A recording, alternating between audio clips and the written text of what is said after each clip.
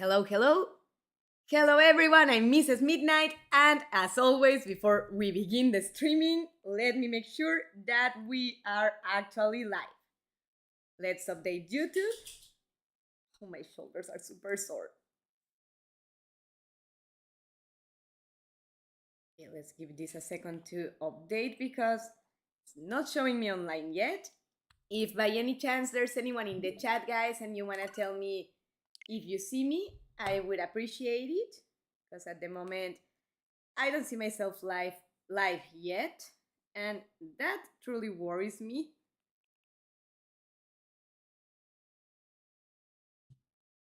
It's super weird because it's showing like the title of my streaming on YouTube, but it's not showing me live.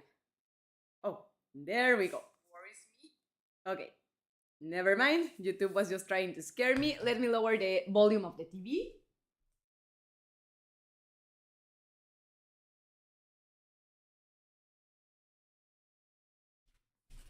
All right, much better because I don't want the music of the game to sound super loud. The video games increase the volume of the TV a lot, so we don't need that. And without further ado, let's go back to our Sally Face streaming. I believe that tonight we should be able to complete the fourth part, but let's give the game a minute to open. Right, let's hit continue and see where the autosave left us. Alright, so it did leave us in the last thing we did. Remember, for the ones that didn't join the last streaming, that at this point Larry killed himself already, not really out of his own choice, but out of the darkness pushing him into doing so. And although Sal is very resentful and sad for this event, him and Larry have to actually team up, Sal being in the living world and Larry being in the dead world, to stop the darkness and destroy the barrier spells. That's our main goal in the game at the moment. So first we are going to play as Sal. This can't be good, says Sal, interacting with the pillar. Let's switch to Larry, just in case he can see things differently up here. And we see that there's some static and some mysterious floating stone that actually the purple part looks like a paw print. I know it's not, but it looks a little like that. Varanton, hi, how are you? Heart and hug to you, hope you're having a good day. And now that we officially have a guest commenting on the chat, you know what I haven't done in a big while? Drinking stream. Mrs. Midnight is very happy today, well, tonight technically, because I had my first color psychology class and I love all my students. They are all wonderful. Sorry, Varanton, I reminded you about Larry. I know that's a very sad happening. But let's feel a little better sharing a beer together. Oh, that rhymed. Cheers to you, cheers to Varanton, and cheers to anybody that's watching. And for the ones that are new, remember, cheers to you, Varanton, thank you very much. And it's bad luck to not drink when you say cheers, so remember that in drinking streamings like this one, the audience sets the rules. You are the ones that tell me why do I drink.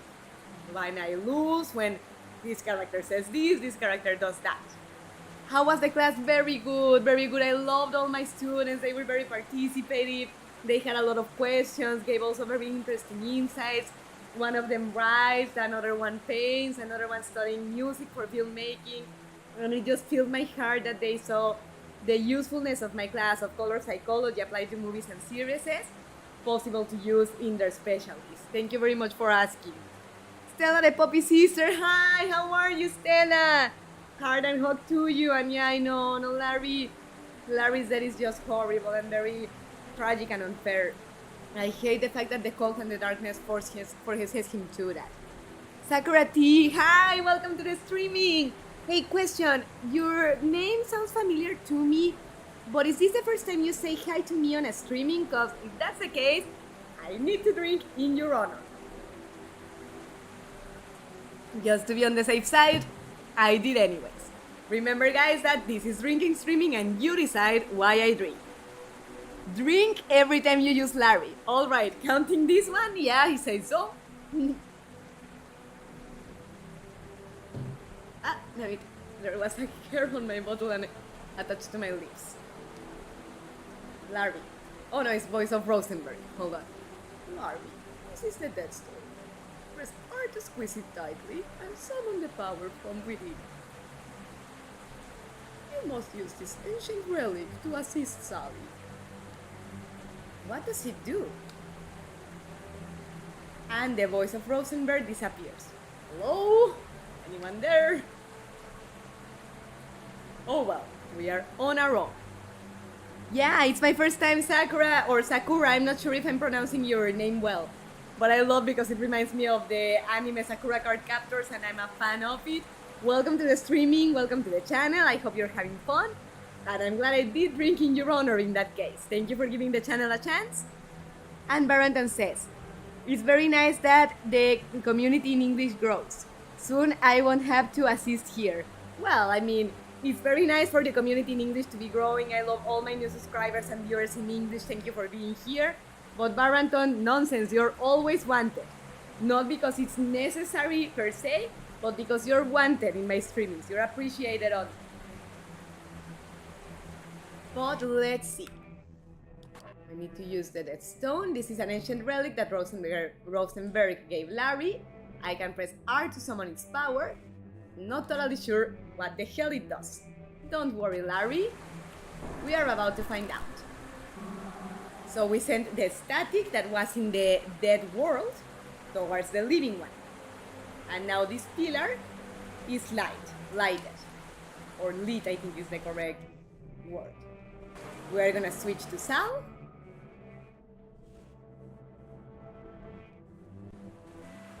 And actually, Sal and I are uniform, like black sweater. I didn't really think of it at the moment, but hey, it happened accidentally.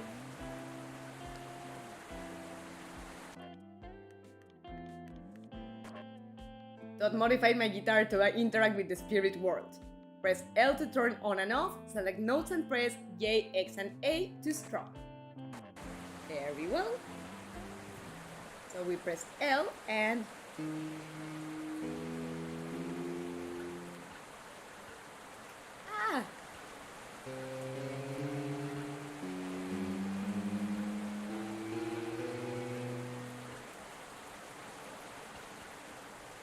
But that's odd because it should be showing a pattern of some kind.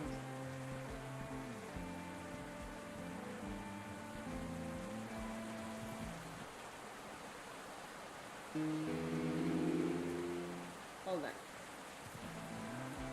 I'm gonna switch to Larry real quick in case we missed out on doing something. Oh, right.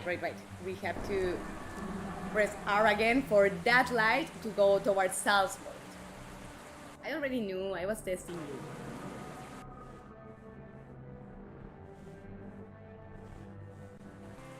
Alright, so now we do have the symbol that we need. And I don't know if you can hear it, but there is a clock ticking because we are against the clock. And the more we advance, the faster we need to do it. You switch to Larry. Drink. Right, Baranton. You're completely right. Let's take a sip of beer, which is actually good because I'm super thirsty after 2 hours of class speaking non-stop, and now a couple hours of streaming and I'm gonna be speaking non-stop as well. So we are not ready to drop down yet, not nearly. That's locked. That's locked too. But we need to find items that we need in the rooms that we can actually access. Okay, that's odd. Why can't we access anywhere? I'm gonna have to drink again before Baranton calls me. Because we have to switch to Larry. In truth, better enjoy your beer as you want. Just enjoy it and don't let it heat up, right? Because it tastes like piss if it does. But no, I don't mind. I think it's fun to drink every time I switch to Larry. And although I appreciate it, Baranton, for you to give me the freedom to enjoy it as I like, I will here and there. I also like the idea for the audience to tell me what reasons I have to drink. Sakura and Stella and anybody else that joins, feel free to tell me if you think of another idea of why I should drink. But thank you, Baranton, that's sweet. Ooh, I see this door is taken by the darkness. But it's not anymore. Let's see if we can unlock anything else. Huh, there's no handle. Don't remember if we can return the handle, but apparently not. Larry looks so handsome with the gray eyes.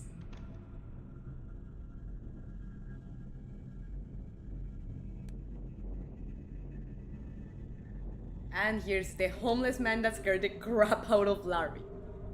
The shapeless man works in awkward strides. I guess referring to the red-eyed demon? That truly doesn't have a very definite shape, it's just like a shadow. We're gonna switch to Sal and see if we can now access that room. But I do wonder, this does have a handle in the living world. I wonder why in Larry's it doesn't.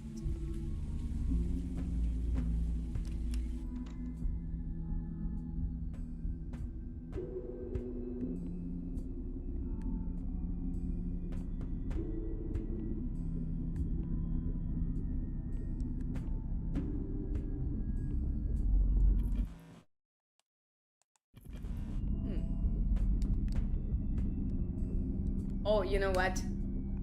I'm gonna have to drink again because I think we have to use the static with Larry.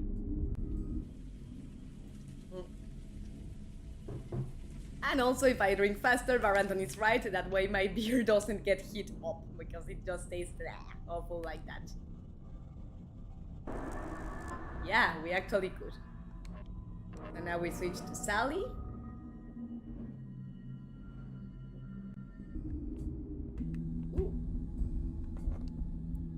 And we have a key, let's see, to 504. I wonder how it got upstairs. Well, Sal, at this point you should have learned that any kind of strange thing happens in the Addison apartments. Well, for me those gray and dead eyes give me a lot of sadness.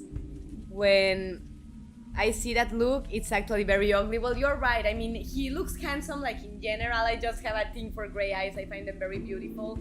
But color psychology-wise, you're actually very right. Gray is a depressive and sad color. Also a gruesome one, so you are very correct. Aside from Sally Face, what other games do you play? At the moment, I'm alternating between Sally Face and Hogwarts Legacy. Hogwarts Legacy on Tuesdays, Sally Face on Thursdays. In Spanish, Hogwarts Legacy in Spanish on Wednesdays. And on Fridays, I give several options to the community that's a little bigger in the Spanish channel. But on Fridays, most frequently, people want to like gossip. So what I do is play Clue, the video game inspired in the board game, while we are gossiping with each other. Before this, I have played Frambo, Little Miss Fortune, Alice's Madness, Luigi's Mansion 3, Mario Kart. What else? Cuphead, I think I haven't streamed it, but I could one day. And I'm open to suggestions, although at the moment my Xbox Game Pass is suspended. Tell me, Sakura, or Sakura, I don't know which is the right pronunciation. What games do you like? Hi, I'm here, Jess! How are you? Heart and hug to you! We are having a drinking stream tonight. Because Mrs. Midnight's happy because of her first class of color psychology. And what better way to celebrate it than having a beer with my viewers? So, just so you know, when I do a drinking stream, the audience decides why I drink.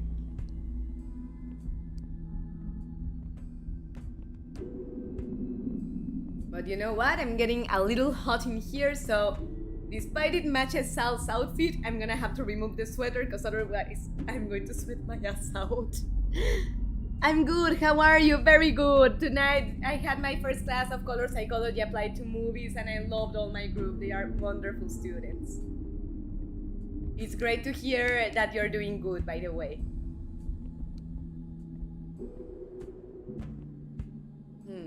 You know what? I wonder if switching to Larry, got a drink, we can find something in 504 now that it's open.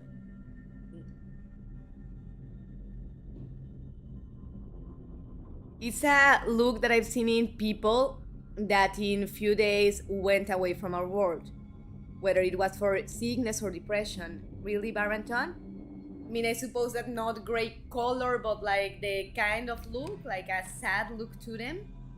I'm sorry to hear that. That tells me also that you are a highly empathic person. You know, that you don't only notice the emotions of people, but that they actually affect. I think that's a very cool quality of you, because it shows that you have a very beautiful human quality.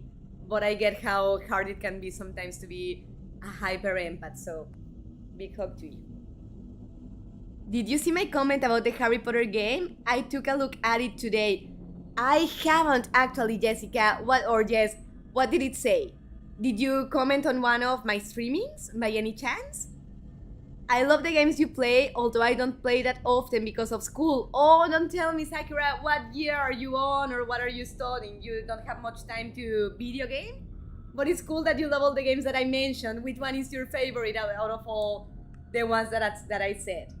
And thank you very much that you don't have time to play video games, but that you're dedicating time to watch me. That means the world. Thank you very much for that. And welcome to the channel.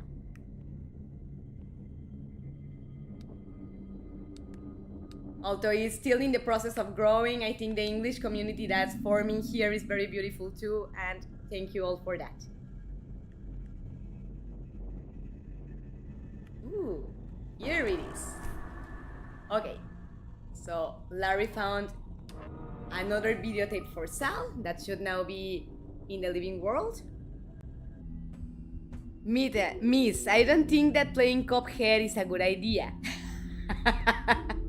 I don't want to see you cursing for 2 hours while you're stuck in every scenery or boss. No, and it would definitely happen because aesthetically, I love the game. I think the drawings are beautiful and it's a very great merit that the creators of it drew everything themselves. But you're right, it's a rather hard game that's designed to make you pissed for losing over and over. I actually haven't finished it, so you may be onto something there. Yes, I commented on Tuesday's streams after it ended. I found out the villain and the last playable character in Hogwarts Legacy.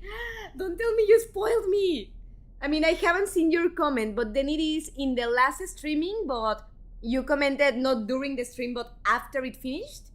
Let me see after this stream if I can find it. If I don't reply to you, it's not because I'm rude, it's because I couldn't find the comment.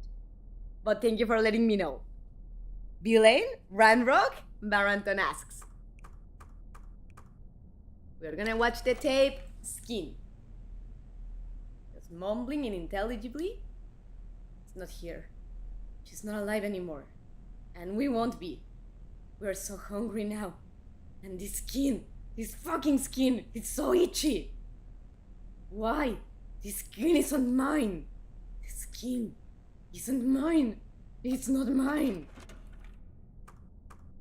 I mean, I suppose her skin is itchy because she is not only feeling horrible sensations because she hasn't showered, she hasn't been out of the place in God knows how long, but also she's going insane to the point that she does not identify with her own skin anymore.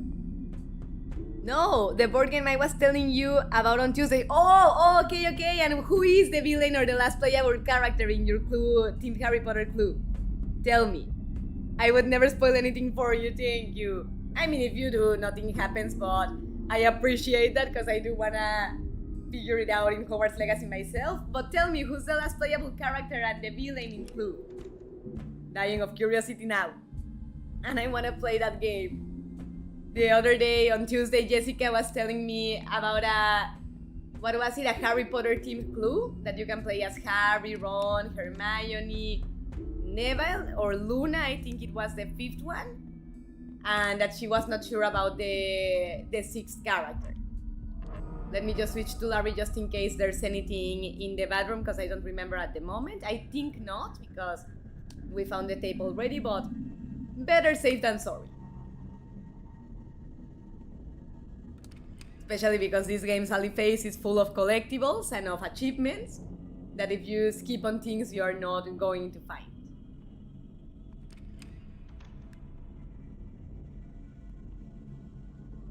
I think it's very cool the level of detail that this game has, that it portrays, for example, that Larry is in a worse financial situation than the other characters, and it shows because his clothes are torn.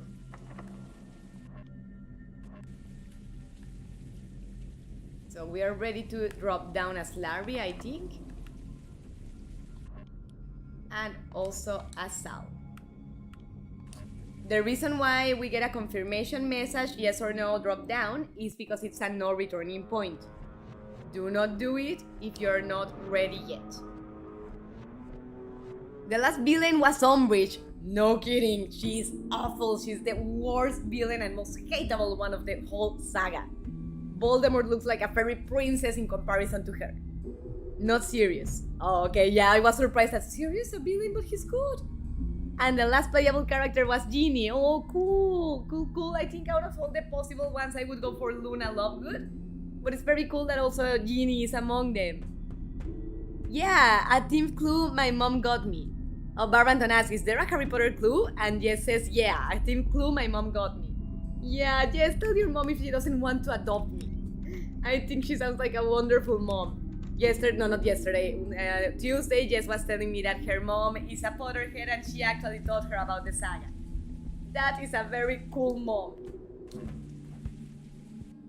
You have a great mom, yes. Great gift, I totally agree. You can play as Harry, Ron, Hermione, Luna, Neville, and Ginny.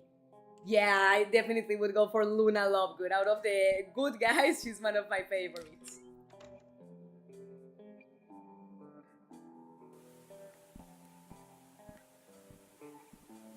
And there's some static on the TV. We can turn it on or off. And whether it's on or off, Sally's parents are just enmeshed with it, and you can see their red eyes that they haven't even blinked. What are you guys doing? We are watching TV. But what's the point, really? These shows are all the same. Everything has become so predictable. It's just static. Are you two alright? We're fine, Sal. Just fine. Everything is peachy. Okay. Like very awkward, very strange attitude on both of them.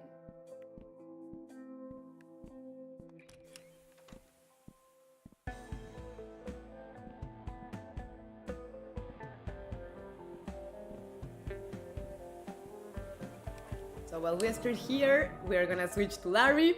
Cheers!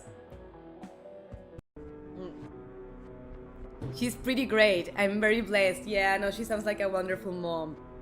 I wanna play the Harry Potter games, but I only have the Harry Potter books. Oh, you haven't watched the movie Sakura? Or you just do not own them? And the Harry Potter games are very great. Hogwarts Legacy. Hogwarts Mystery is actually free. You can download it to your phone, for example, and you can play it without having to spend money necessarily. There are in-game purchases, but they are not mandatory. Me too, I love Luna, right? Yes, she's one of the best characters of Harry Potter's generation.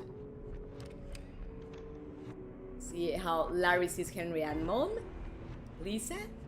Shit, are you two okay? What the hell is this? They are completely absorbed by the darkness. Mom? Henry? If you can hear me, we are gonna fix this. Just hold on. And they are not even reactive. They cannot answer anything. They're completely taken over by the darkness. The bathroom also shows like a black goo. The darkness has gotten even into the drain pipes. So let's get rid of that static.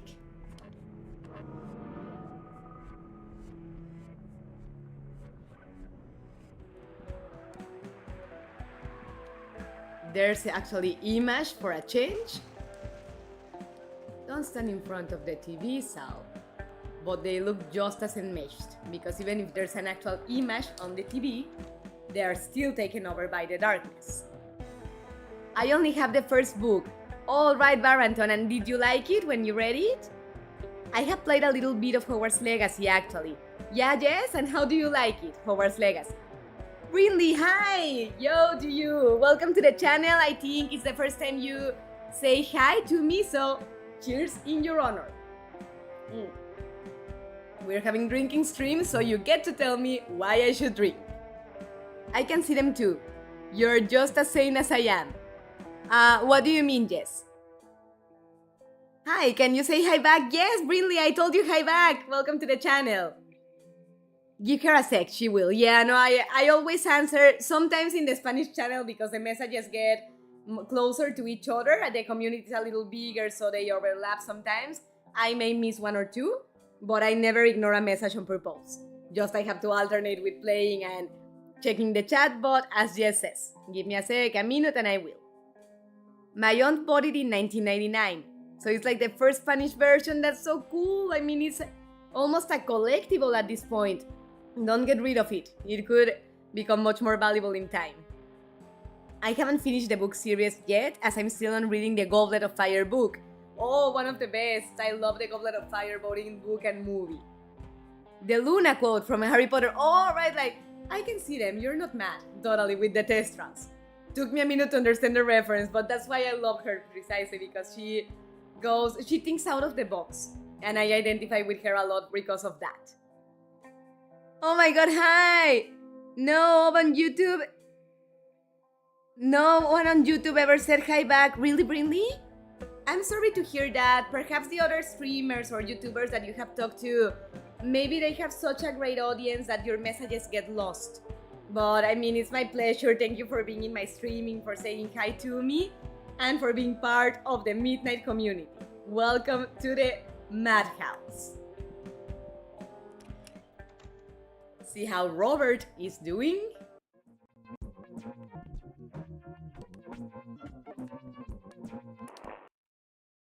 The stereo doesn't seem to be working quite well. Is stereo on the fridge again? Huh? Oh, yeah, I guess. I don't know. And Sally Face just doesn't reply anything. Let's go see him with Larry.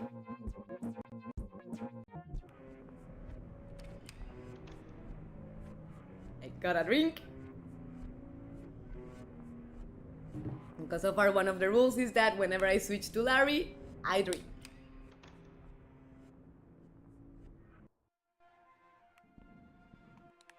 Love the evil bread. Hang in there, dude. Let's get rid of the static. Sounds like something happened in the hallway. Well, let's go see. And precisely the pillar is lit now, so let's send that light to Sal's side.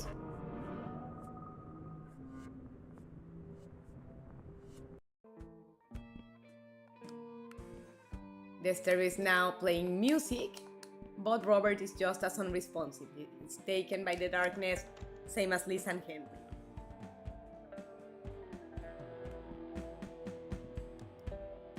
Well, congrats, Brinley, says Jess. There's always a first for everything, and I'm glad for you to be here. All right.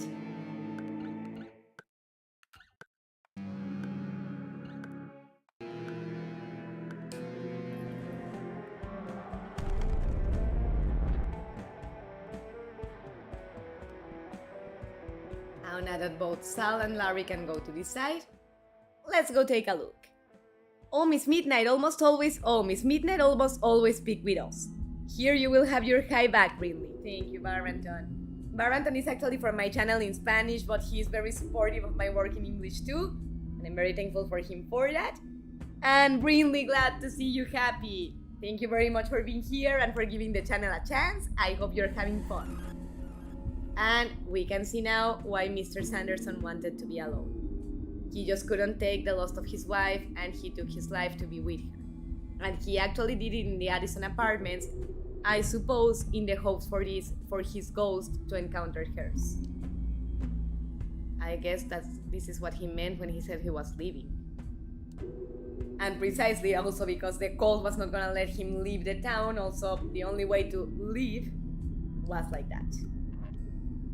Let's see with Larry how it appears to him. Barrington is right. Mrs. is very interactive with her chat. Well, how could I not be? You're such a wonderful audience, you're so nice to me, and if anything, I am the one that should be thankful for you to give the channel a chance, for you to hang in my streamings and to take the time to say hi to me. I really appreciate it, and please, if I ever miss any messages, don't ever think it's personal or that I'm ignoring it on purpose. I would never do that. All the opposite, I'm very thankful for you to be here. And actually Larry can speak to Herman. Herman? What the hell happened to you? You look like shit, dude. I could say the same to you. Wait a minute. How are you here? Same as you. Dead. No, I mean, how are you in this room? The spirits here should be confined to their place of death. It's like, you didn't kill yourself here, I would have seen you. Sandy should be here, but it's too late. I was too late, she's gone. All of the old souls have assimilated. Rosenberg broke the spell that was holding me in the treehouse or something. I'm not really sure. Precisely, Rosenberg broke the bind. You know what happened to the other ghosts? Does it have to do with the cult? It doesn't matter now. Nothing does. I just need to wait here until it takes me. It's the fate we all face eventually. It's not too late. Sally's going to stop this thing, and I'm going to help him do it. Your efforts will be wasted. Clearly Herman has lost all hope. But we cannot do really anything with his ghost, so let's go to the next room. I hope you continue to grow your channel, Mrs. Midnight. I love how interactive you are with your chat. Thank you, Sakura. You know, in the English community, it's still in the process of growing. Actually, with Sally Faces streamings, I have a much more active chat. But little by little, we're gonna get this community to grow much more. Thank you very much for being part of it, and thank you very much for your sweet desires. I really appreciate it. Me too, you deserve it, Mrs. Thank you, Jess. You guys are gonna make me cry. That's not fair.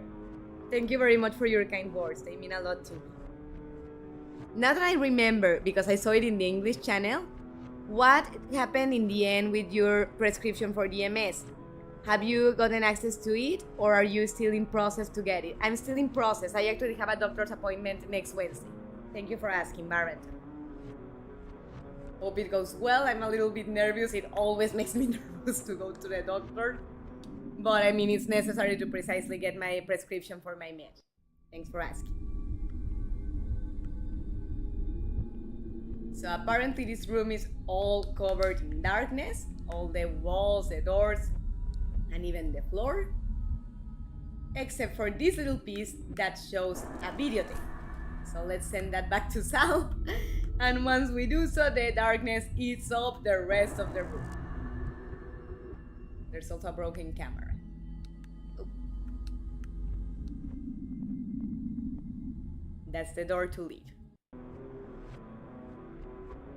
Really sad fact, Steve confirmed that Larry's soul is completely disintegrated. He isn't coming back in Sally Phase 2. No! No, that really breaks my heart. I was in the hopes that he would. And just one question, is there a date already for Sally Phase 2? Or he just confirmed that fact? Switch to Sal, see what he finds in that room.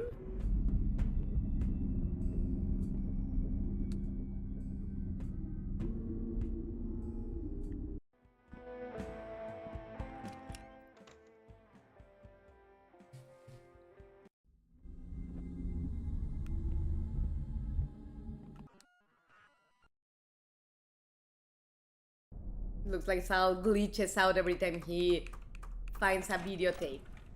Evolve is the name of this one. These ghosts, So full of life, strong, healthy blood, tender meat. Oh, how we crave their flesh. Yet they deny us. Soon, soon we will be there, and they will have called, and we will have answered. The floor is moist. Is this me? There is nothing left. We have consumed. So I guess she's among the humans taken by the darkness, almost like a disintegrated soul of some sort. Oh, I hope everything goes well with that and have the prescription as soon as possible. And how joyful that the lady gave you medicine to cover for a while. Thank you, Baranton. And yes, Lori, the lady that helped me, I will always be thankful to her. And I actually, and I'm glad she accepted, gave her a colorimetry, a color analysis service for free as a way to thank her because it was a major help. Thank you for caring, Baranton. I don't think so, not yet. Still in early development. Oh, I see. In that case, let's let Steve Gabry take his time because I'd rather wait but get a good quality game than have him rush and not do it as great as I know he can. I saw a list of facts that Steve confirmed, and that one was one of them. And where did you see it? Yes, I'm curious. That's so sad, Jess. Larry is my favorite character. Mine too, but Larry actually comes back in the next chapter too. Baranton, you'll see. He's my favorite as well. Mine too. Larry is one of my favorite characters. Travis is one of my favorite characters too. And Sal is definitely one of my favorite characters as well. Same, I love his character, right, Sakura? It's a wonderful character, and the friendship that he has with Sal is a very beautiful one. I really love the friendship, aka brotherhood, that they share. And one of my least favorite characters is actually Ashley.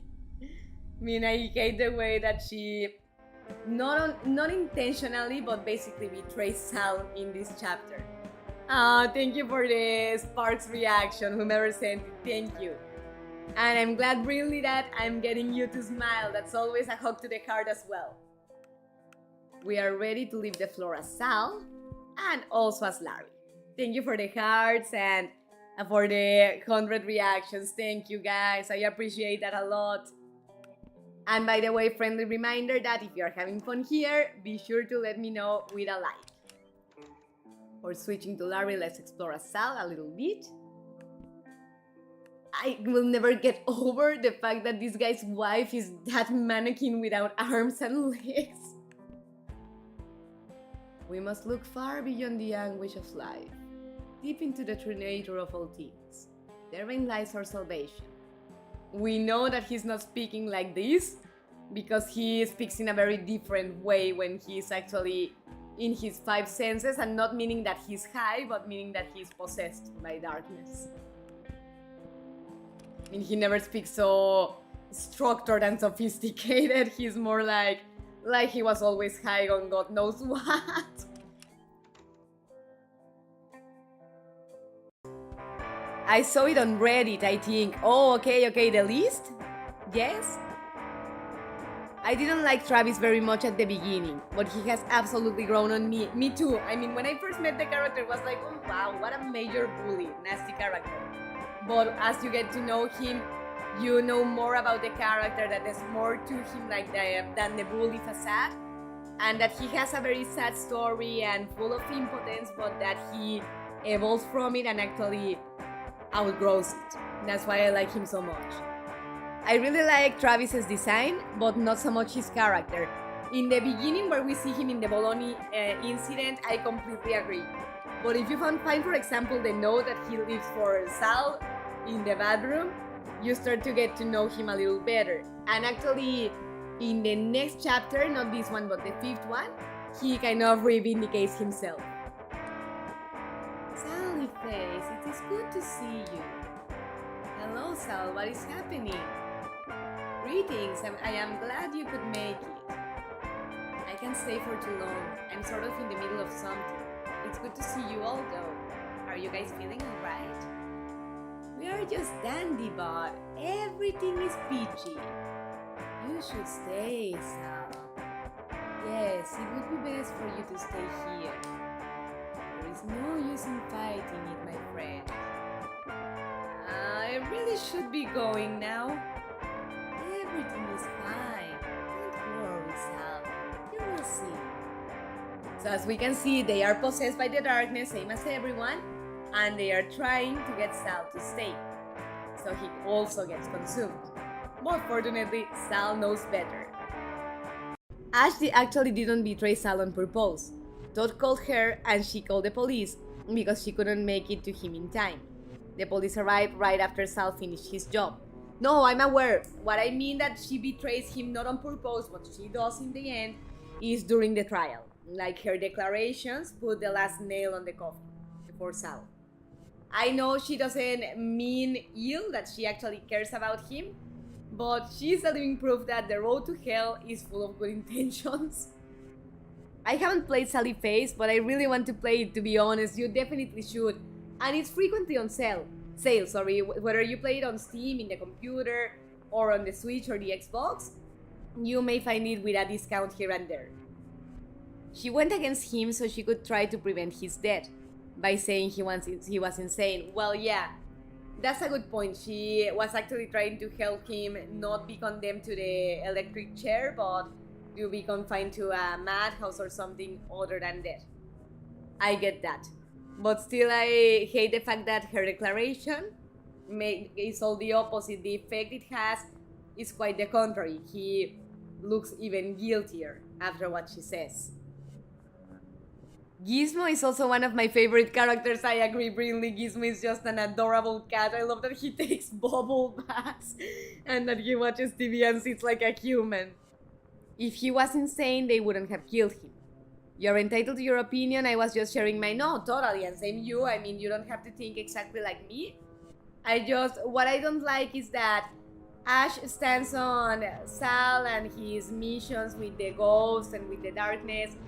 She doesn't really believe him, even when he and Larry try to make her understand, because she's skeptical. And nothing wrong with being skeptical, but what I don't like very much about her is that she's very close-minded. Thanks for the advice. I'll check Steam daily, definitely. Both with Frambo, Sally Face, and Little Miss Fortune. With those three, there's usually sales for them. Gizmo is awesome. I totally agree, yes. I love that kitty. And that's like Sal's therapy animal. Oh, damn it, I went to 404 again. Let's get our ass out. Because we actually need to go to the 3rd floor. Yup. I get that. She never believed them until she saw Larry's ghost. Exactly. And by the time she did, it was too late. As said, nothing wrong with being skeptical. It's the close-minded part that I just disagree a lot with. Maybe it is completely consumed as well. Nothing we can do for him for now. But let's check if in 301 there's a different story.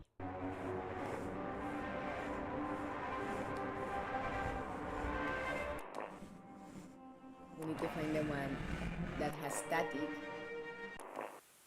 There.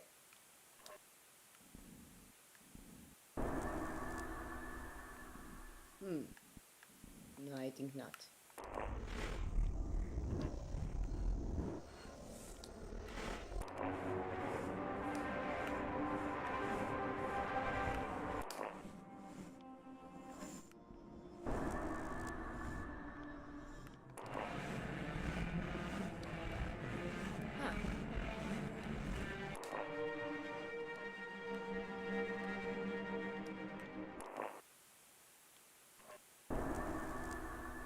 Let me switch to Sal real quick.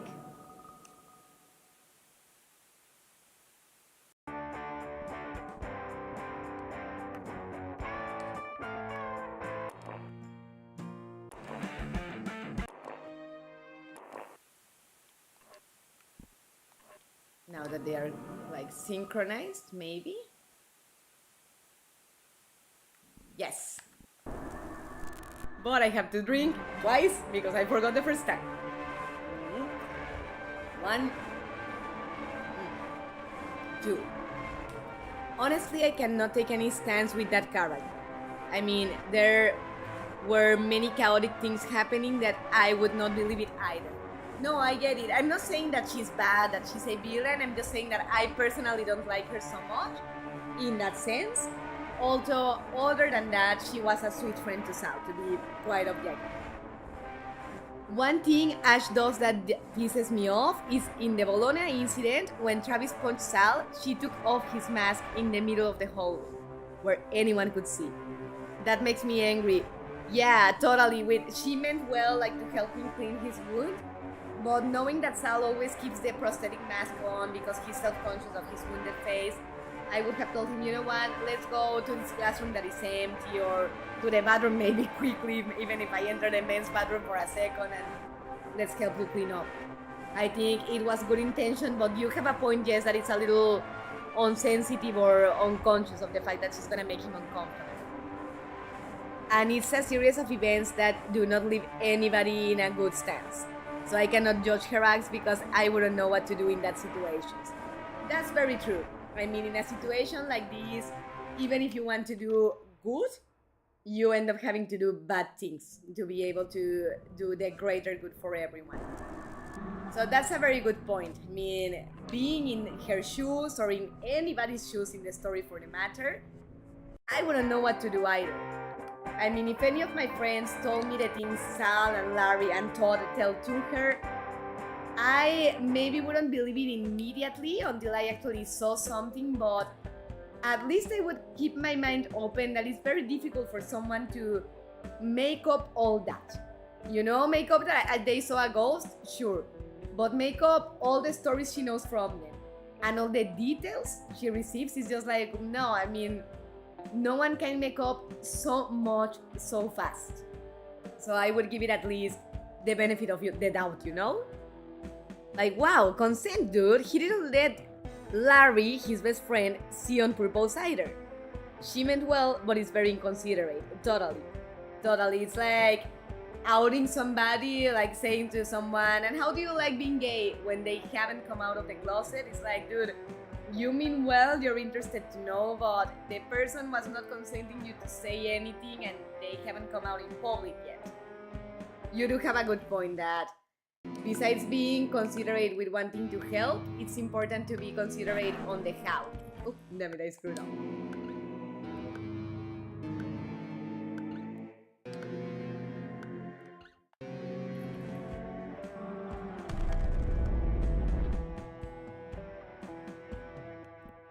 So that pillar is gone as well. Let's see 303, what it has to show. Chog and Sora. Maple is not home. Chog, how are you feeling, buddy? Feeling? Yeah, there's something going around. I think it will be cleared up soon, though. Soon? Yeah, just keep an eye on Sora, okay? Sora? Your daughter! Remember her? She's sitting right next to you! Chog doesn't reply anything, like he's like Patrick Star, like and Sally Face is like, oh well, we cannot interact with Soda. And she actually has a Furby. I love that toy when I was a kid. My father hated him because he spoke nonsense, but I loved him. The shifting thing spoke in cryptic whispers. Shifting things. Wonder what he means by that. Switch to Larry. And by the way, guys, friendly reminder that if you're having fun, give me a thumbs up, and if you haven't already, subscribe to the channel so you do not miss on the next Sally Faces streams. So as we can see, the living people, Larry sees them like this, like transparent ghosts, but in truth, he is the actual ghost. And we can take this toy that doesn't quite belong. It's like a dark pony, similar to the ones that Charlie collected, but in a darker version of it. Forky gave me nightmares when I was little. Really, Sakura? Why did it give you nightmares? Like it creeped you out that it spoke by itself or started singing in the middle of the night?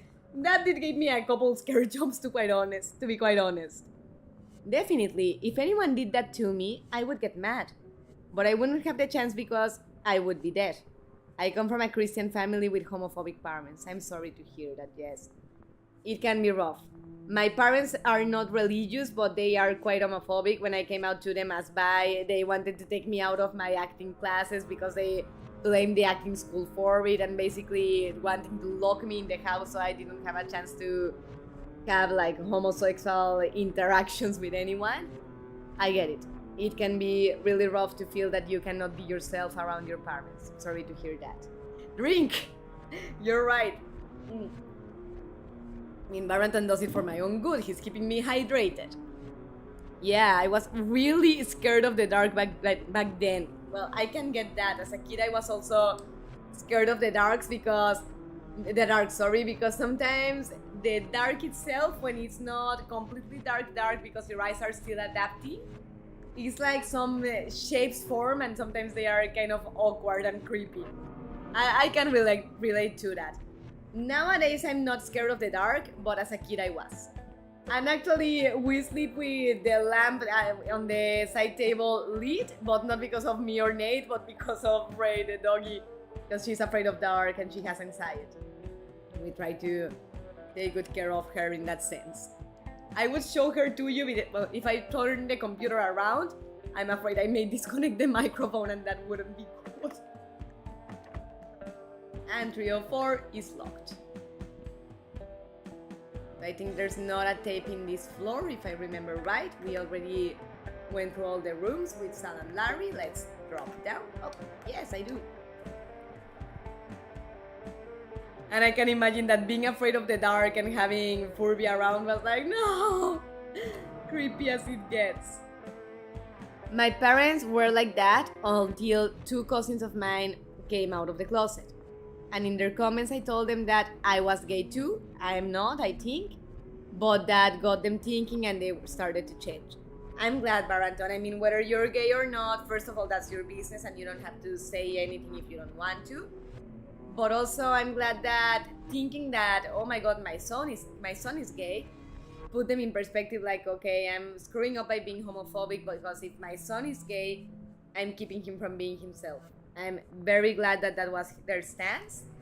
As a kid, and as a teenager, I got super pissed at my father very frequently because besides me being by myself, even before I came out of the closet in that sense, I have an uncle that he's gay, he's my father's brother, and it just pissed me off that every time my uncle visited the house, my father would do homophobic comments for any pretext, talking about a movie, oh yeah, that actor that plays as a pansy, that very diminishing terms in front of my uncle, and was like, dude, what the hell? He's your brother, he's gay.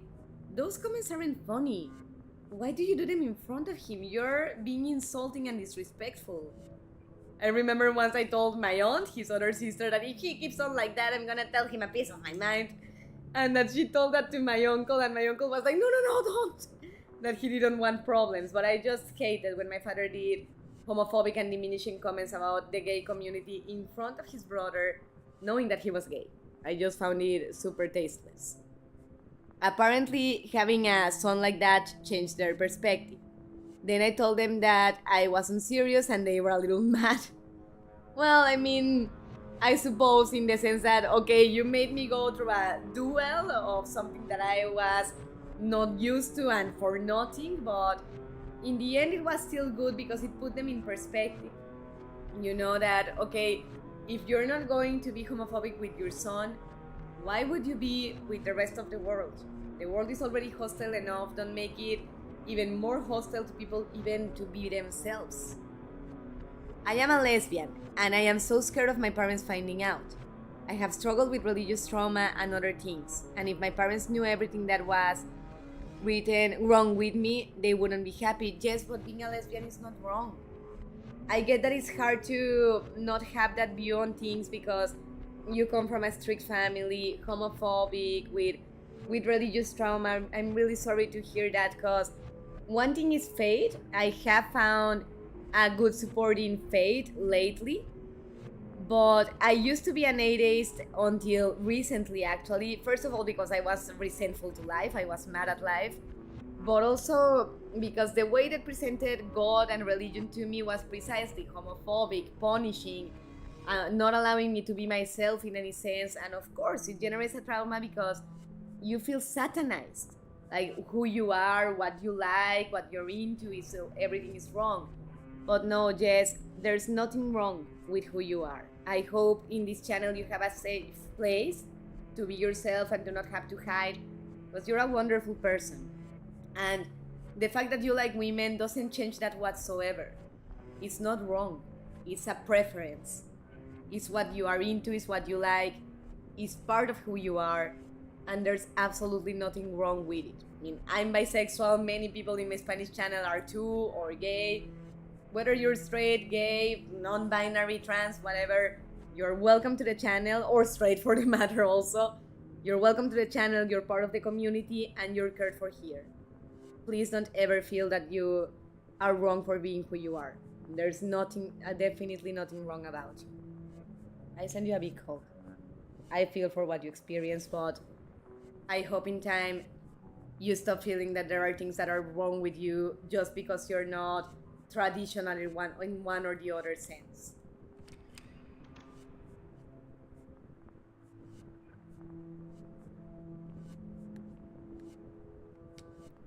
Todd's parents are also completely consumed by the darkness.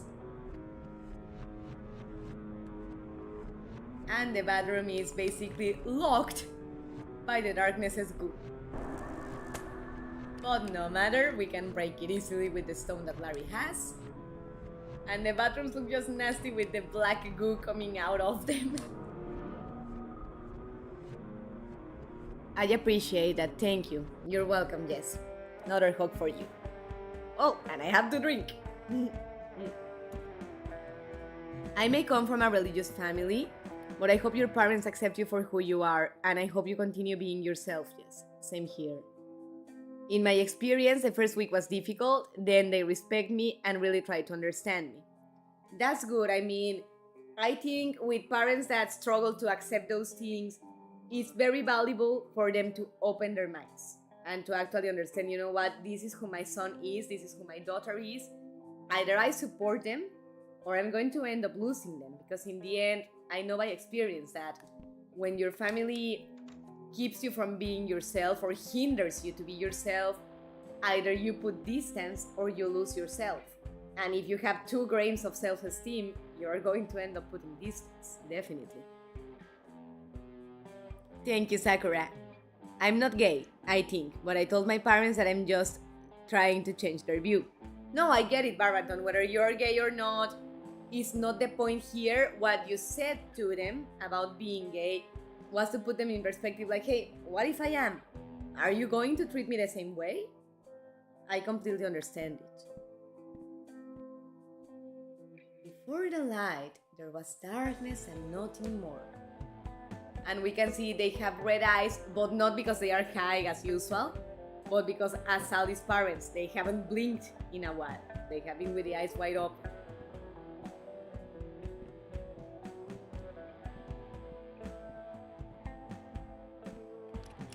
Actually, what you did, Baranton, reminds me of a chapter of the Prince of Bel-Air that, how is it? The cousin or the aunt of Will is getting married, the aunt, now I remember, is getting married to a white man. He's black. And the family is like all scared about it. Well, not all the family, only Will's mom. And because of the interracial marriage. And Will confronts her and asks her, okay, one question. What if I do not choose the profession that you want? Or what if I choose anything in my future that you don't like? Are you going to stop loving me because of that? And it puts her in perspective like, oh wow, no, I wouldn't stop loving my son because of that. So I get what you were trying to do, Baranton, and I think it was very valuable and sweet for you to do that thinking of your cousins. I think that speaks very beautifully about you.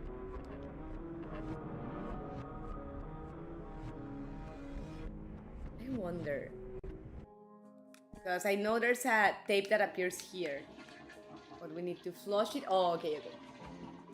So we flush it. The bathroom is apparently clean now in the sense of the black goo, because we switched to Larry.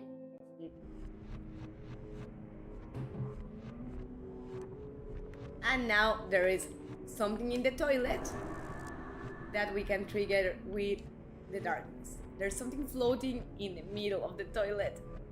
I guess I should. Ugh. Yeah, no, having to take something out of the toilet is just nasty. I hate the feeling. And it's 201 key. Alrighty. I still don't get the Sally Face storyline, but I love watching people play the game. It's rather intricate, especially if you're trying to get the collectibles and the achievements. But very summarized, Sal moves into the Addison apartments when he's about 13 or so, or 15 I think, and strange things happen in the apartments. Murders, paranormal activity, ghosts, demons. He becomes friends with Larry and with Todd, that's also a neighbor of the building, and with Ashley because Todd gives her tutoring sessions for math.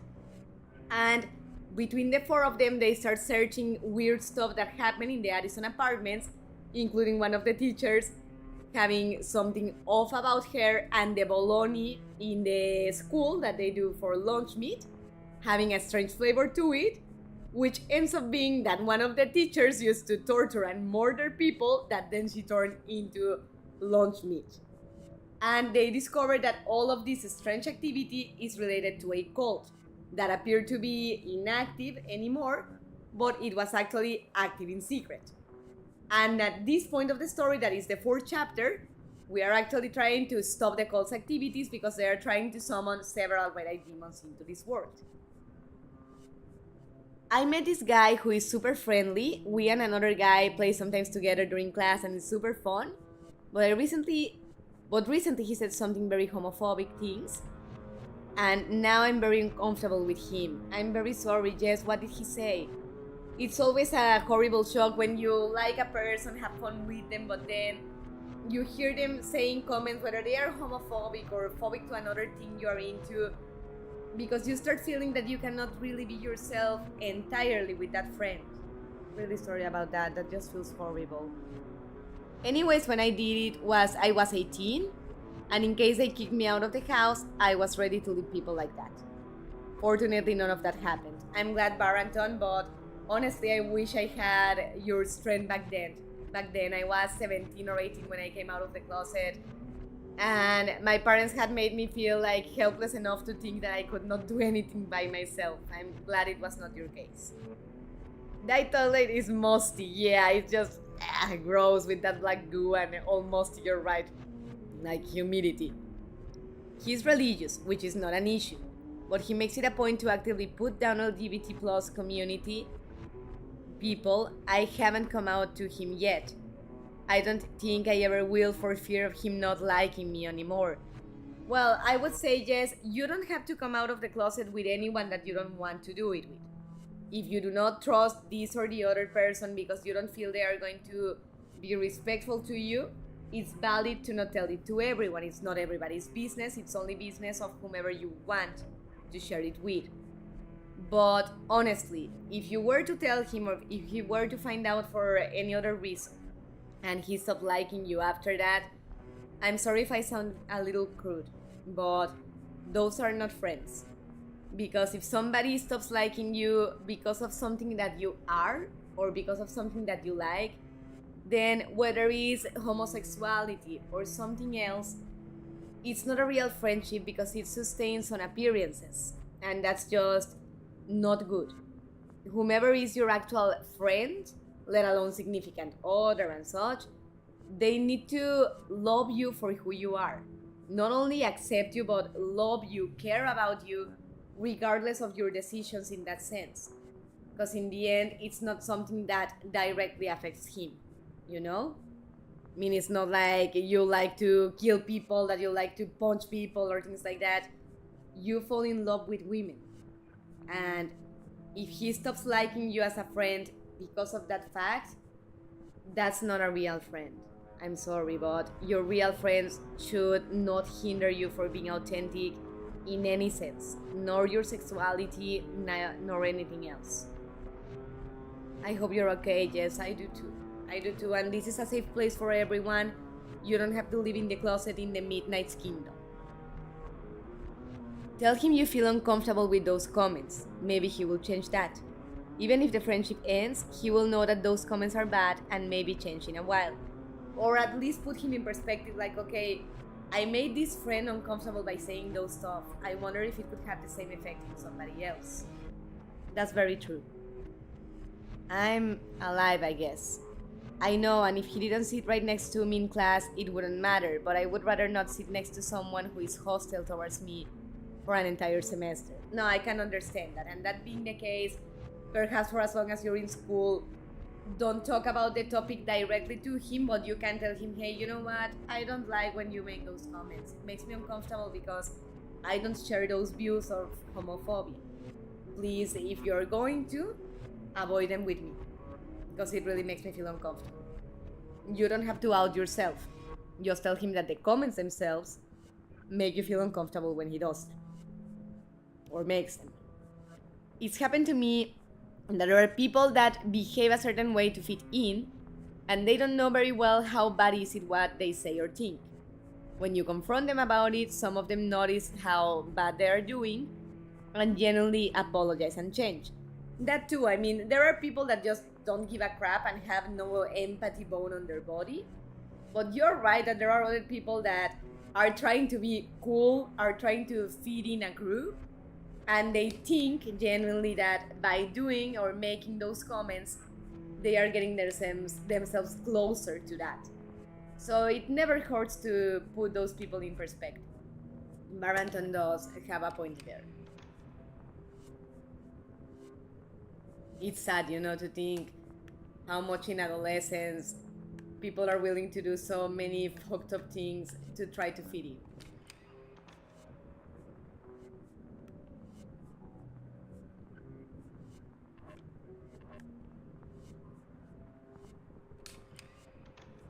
And in the end, it's sad because whether it's homophobic or something else, it's also like messing with your own authenticity because you pretend to be as the other people are in the group just to fit in with them. And again, if they cannot like you or love you for who you actually are, then do you really want to be loved or liked by that people? I mean, I remember in high school it was very depressing for me because I had no friends in high school because I was too different from everybody in the place.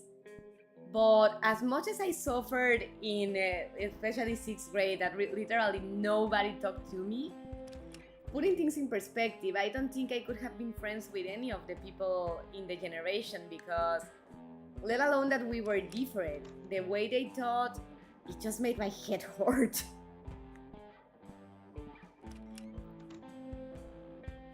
To answer your previous question, I lost the message. He was talking about how being gay is a sin and you go to hell, and how being gay is a choice and he could choose to be gay if he wanted, and that's definitely not how that works. No, I mean, in the end, what you choose is to be authentic with what you feel inside. But precisely the way you feel inside, it's not like you can really control. It's not like today I can choose to like men and tomorrow I can choose to like women, or to not like them both. I mean, your preference is what it is, as much as you try to repress it. And saying that it's a sin and that people that are like that are gonna go to hell is just a very horrible wish or a very horrible stance, because in the end, love is love. I mean, one thing is if we are talking about being a pedophile, I hope YouTube doesn't mind me for saying the word, that's not love, that's perversion and that's abuse to children. But when it comes to consensual love, consensual intimacy between people that are in a condition to consent in the first place, there's nothing wrong with that. And to say that it's a sin and that you're gonna go to hell, first of all, talks a lot of fanatism. Because as far as I'm concerned, a loving God would not stop to love his children, or her children for the matter, because of what they prefer in that aspect. but also to say that they're gonna be sent to hell, that they're gonna be punished. Why? They are not doing anything wrong that deserves any kind of punishment. Sometimes simply the reality does not let them think or see other sceneries. I say so because I have very good friends with whom those things have happened to me. Yeah, I mean, sometimes their perspective is just clouding their vision of a wider spectrum. You do have a good point in that sometimes it's not to be mischievous, it's because it's all that you know. I mean, it's also cultural, it's the way that you're brought up in your home, and sometimes people don't really have a chance to look outside of that box that they have been locked in. I mean, in my case, my family did try to keep me in a bubble, but I was too rebel even since childhood. But it's not always like that in every case. I don't think being gay is a choice. In my opinion, I think that being gay is something that your heart feels. That is what you just feel around different genders. Exactly, I mean, same way that straight people are not straight because they chose to be straight, is how they feel. They genuinely feel attracted to women if they are men, to men if they are women. It's the same with the other preferences. It's a genuine feeling that you can try to repress, but you don't choose to get the feeling itself. The feeling comes, and it's something that happens naturally, completely. Exactly, Sakura, it's not a choice. It definitely is a choice, but it's the choice of trying to fit in a culture of being happy with people you really like. But precisely, Baraton, the choice in any case is to act on it, to try to date a person of your same gender, or to get along with the LGBT community, to be with a group where you actually fit in genuinely, not by pretending things.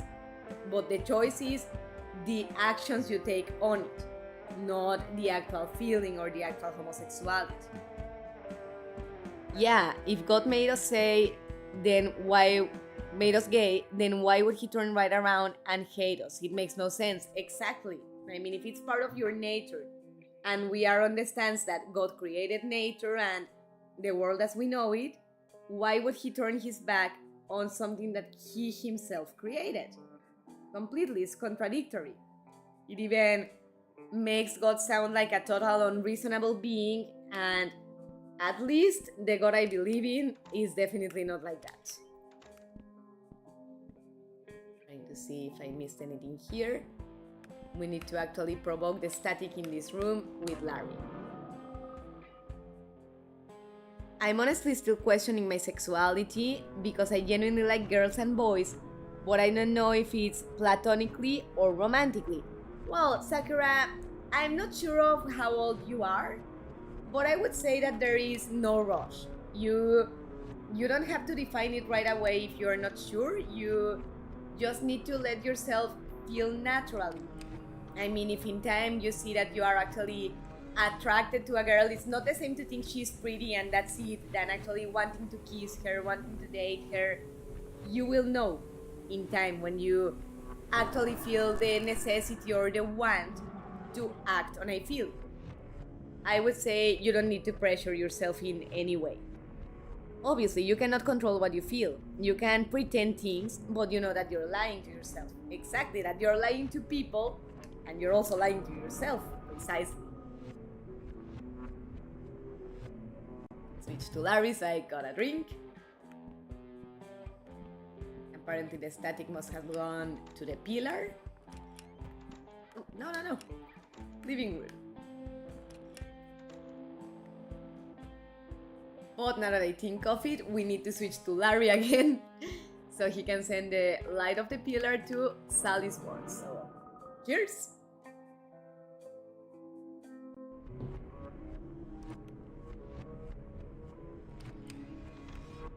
And later, why did Midnight get wasted on streaming? Oh, because she switched too fast between Sally and Larry. But well, if I get wasted with my audience, so be it. I'm happy with the idea. I get that. I thought I was bi for 2 years because I was so scared of not liking men at all, and also not being sure about what love felt like. Sexualities can be so confusing sometimes.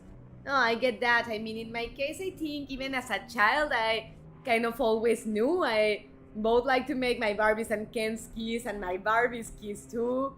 I felt attracted both to princesses and prince. like princess men and princesses women, the villains, both male villains and female villains in the movies. And as a teenager, it became much more clear to me as well. But for example, since I, in my romantic history, have dated more men than women, I have gotten the comment like, you don't look bi, or I don't think you're bi. I think you're just confused. And it's like, dude, I'm not going to just date any random women that I'm not actually attracted to just to prove that I'm bi. I know that I am. I don't need other people to think so as well. You know?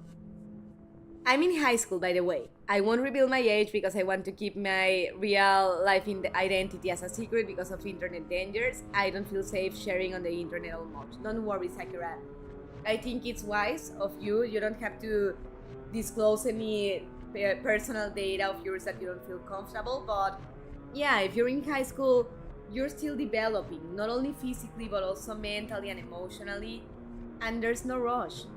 And even in adulthood, you may change your mind, or not really change your mind, but like evolve in that sense. I remember that a friend of mine that's gay once actually told me, I'm just confused because I'm gay, but I'm into a woman. I'm having feelings for a lady friend of mine. And my stance on things was like, well, you are gay, all right, but if in this particular case, you're feeling attracted and romantically interested in a girl, and she corresponds you, let yourself enjoy life. You don't have to prove anything to anyone. It's not like you're going to get fired from the gay job. You know, it's not a job, it's a preference. So let yourself be free. As long as whatever you do is consensual between you and the other person, there's absolutely nothing wrong, and there's no rush. You don't have to put yourself a label right away if you don't feel ready for it. I also get that. I don't want to share my age because internet creeps exist. No, totally. Totally, I get that. It's the same with personal information. My community in Spanish made a WhatsApp group, and the other day I disclosed that I am in the Facebook group, but for now I cannot join the WhatsApp because I only have one personal phone number and I'd rather for it not to be public, you know? Fortunately, they were very understanding of it, but I completely get it. You have to keep yourself safe, and internet is definitely full of creeps. So yeah, no, don't expose yourself.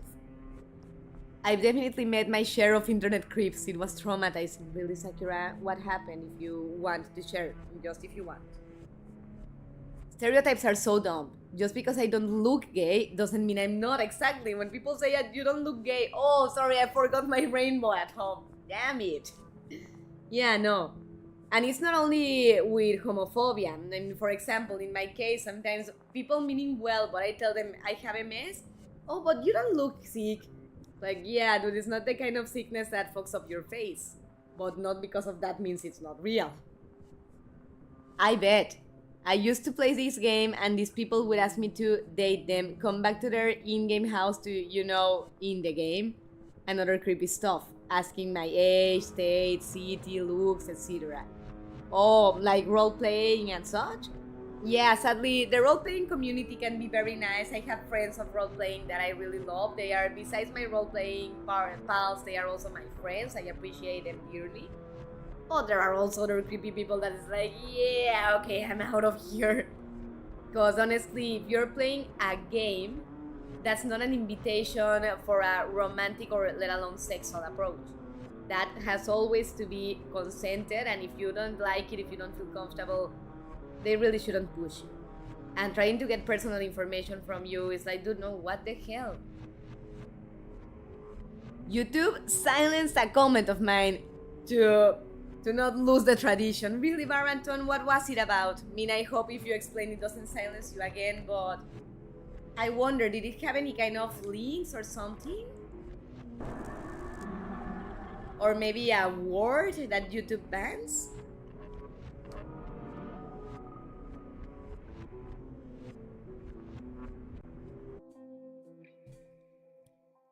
Let's see here.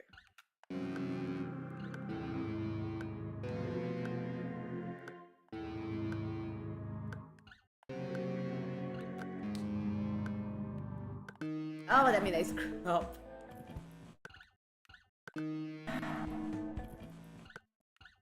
The joystick moved.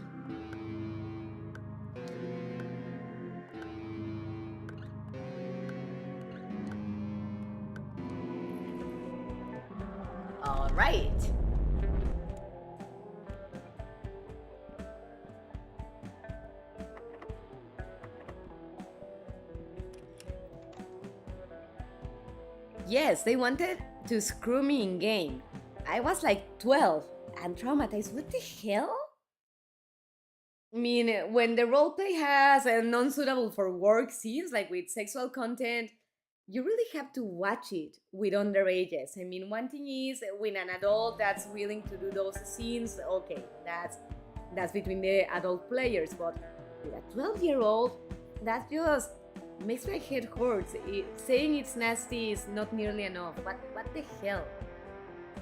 I would literally just be in a leotard doing animations on the gymnastics beam, and they would start flirting with me. No, that's just messed up. I mean, with a girl? What in the world? How old were the people that were trying to do that with you, Jess? And something weird. The first tongue kiss that I gave in my life was with a boy. Really? And how old were you, Barrington? Needless to say, I deleted the game. No, totally, Jess. I mean, after that, how are you not going to feel traumatized? How are you not going to feel vulnerable in a very horrible way? That's just messed up for somebody to try that with a 12-year-old girl. I mean, just grosses me out about humanity. What in the hell?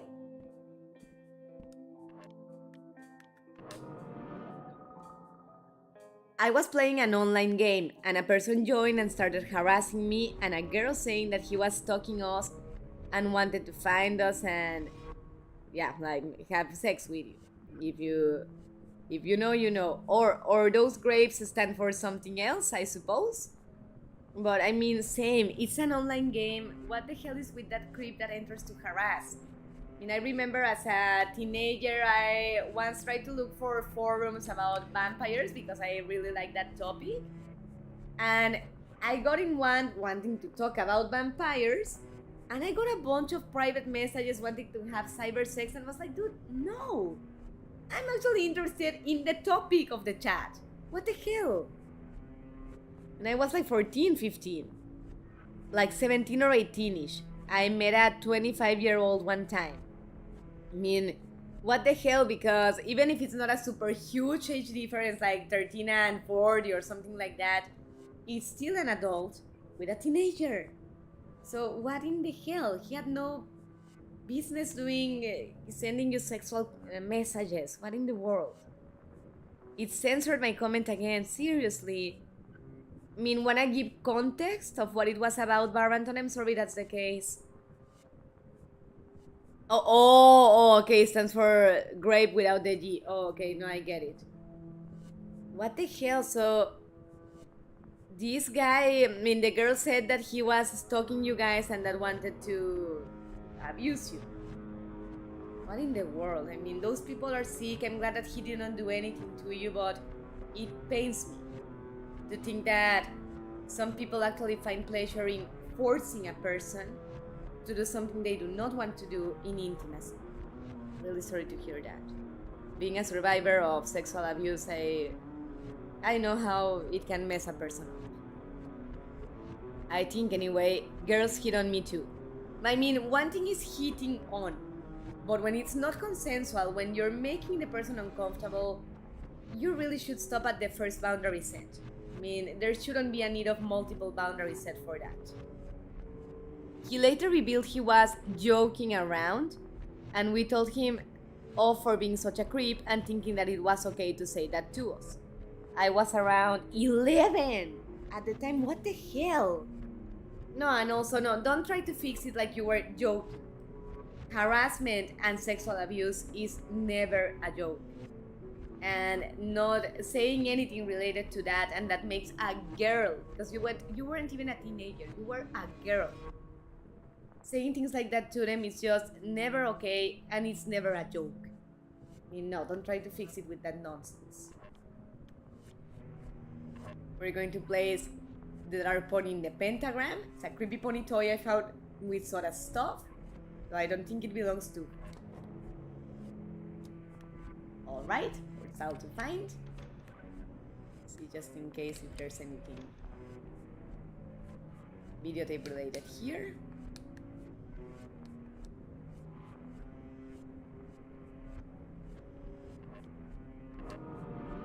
Switch to Sal. I give up. I don't know what word YouTube is censoring, but what was it about, Baranton? What does it have to do with? I mean, at least give us context. I'm sorry YouTube's being so harsh on you.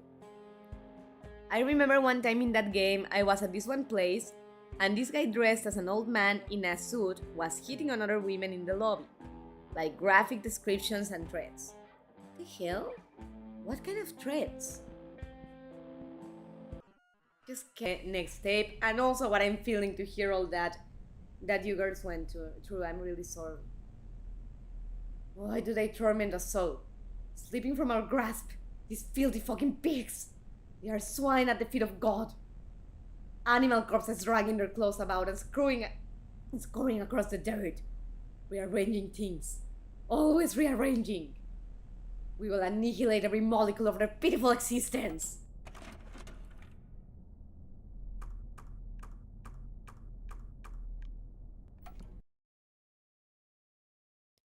I only said that I can't say that I'm 100% heterosexual because someone more feminine I could actually get to like.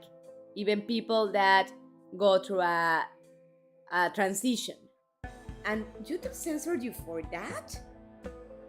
I just don't see what would be wrong about it. You're not saying anything insulting to anyone, just saying that you could be attracted to a more androgynistic guy. YouTube is messed up in that sense, Baranton. You didn't say anything wrong. And I mean, that's completely fine if you can feel attracted to a guy under certain circumstances. You may be bi, you may be straight, but maybe like open to experiment or experience. And whichever is the case, again, as long as it's consensual, I don't see anything wrong. Oh, that's really bad. I hope the women he hit on are okay. Me too. Me too, because even if it's like in a cybernetic environment and they cannot actually do anything to you physically, it is very uncomfortable and it can be highly traumatized. I mean, I remember when I was 13, my brother-in-law, that was 41, was hitting on me after I gave him my email address for him to send me the pictures of my nephew's birthday.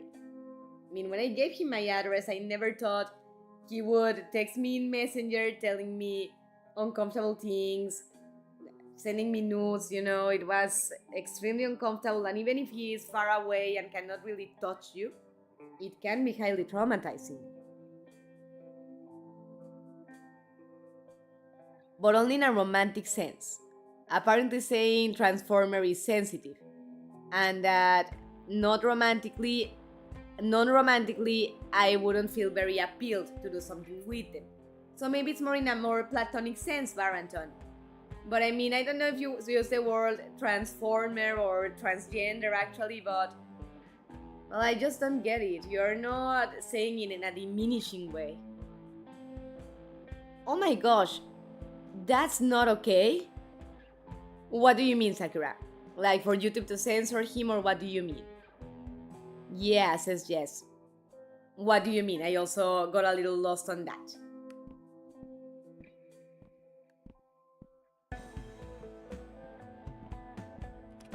But well, we are ready to drop down one more level. Yup.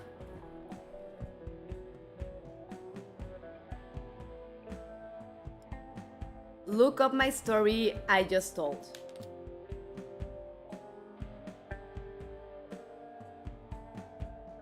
Oh, okay, you mean that on the story you told me about the creeper that was doing threads and such, that you say, yeah, that's messed up? Did I understand right? Take away the former. Saying the word T is sensitive. Saying the word trans? Just by itself? Because actually trans is the most accepted term in the community. I don't get it. It has the dick emoji in it. It should be easy to find. Oh. I don't find it, yes. With like the eggplant emoji, I added onto the story. But I don't find anything with the eggplant emoji. Seriously, I can't see it. Maybe you wanna resend it to me?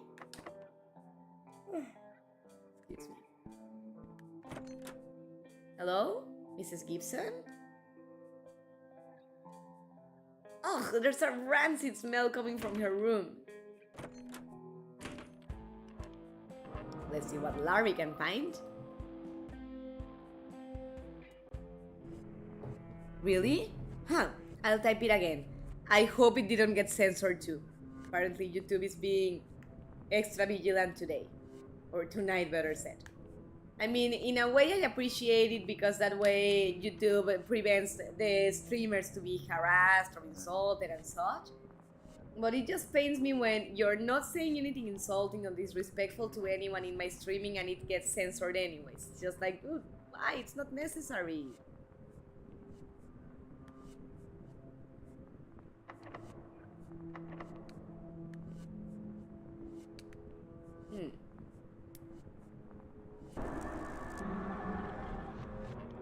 We need to get rid of the pillar. YouTube is censoring everyone. Yeah, I just don't get it because, I mean, so far, this English community that's in my streaming tonight, no one is being disrespectful to anyone. And it just pisses me that YouTube will censor things unnecessarily.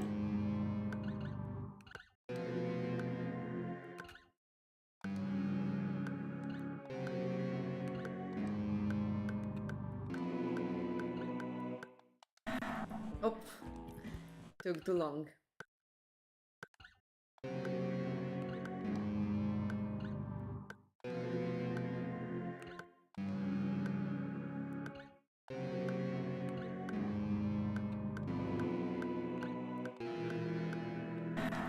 Oh wow, what the hell? So they want me to do extra quickly. Oh, damn it. I hate that the joystick moves like on its own wheel. It's like, not in this minigame, please.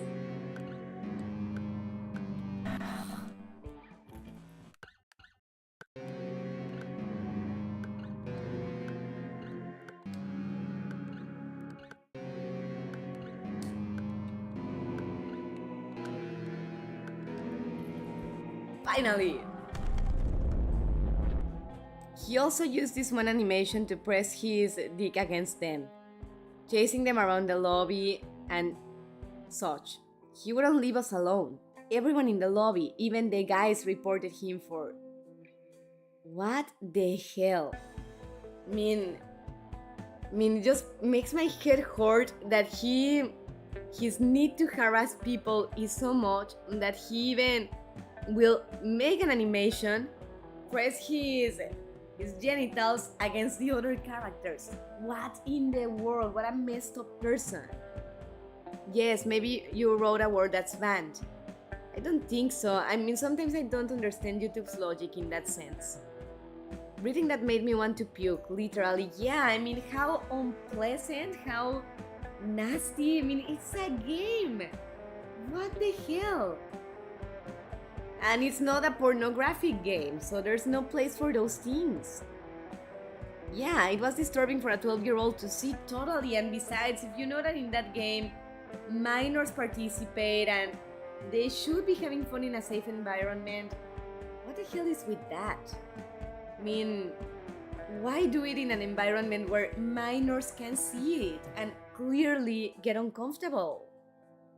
That's so creep and makes me angry. Totally agree with you, Baranton. It pisses me off too. Everyone was asking him to stop, and he just wouldn't know because those people, the more that the victims ask them to stop it, the more inclined they get to want to keep doing it. I mean, it's nasty to think, but it's almost, rather than an act of sex, it's an act of violence, of dominance and power and control over the other, and it's just gross and concerning.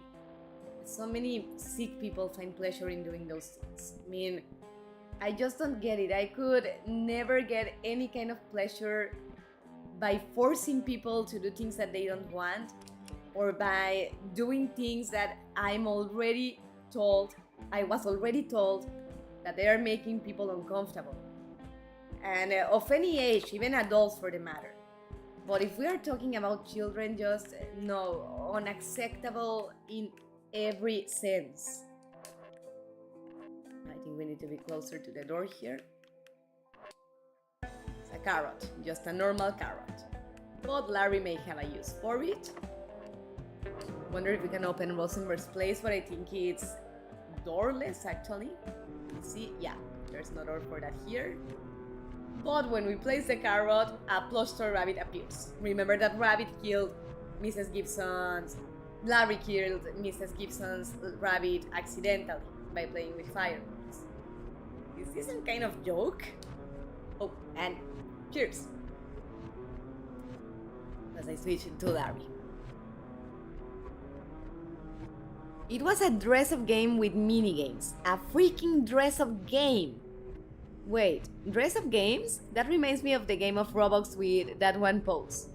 Yeah, a game where you could make an outfit and then go play games in it.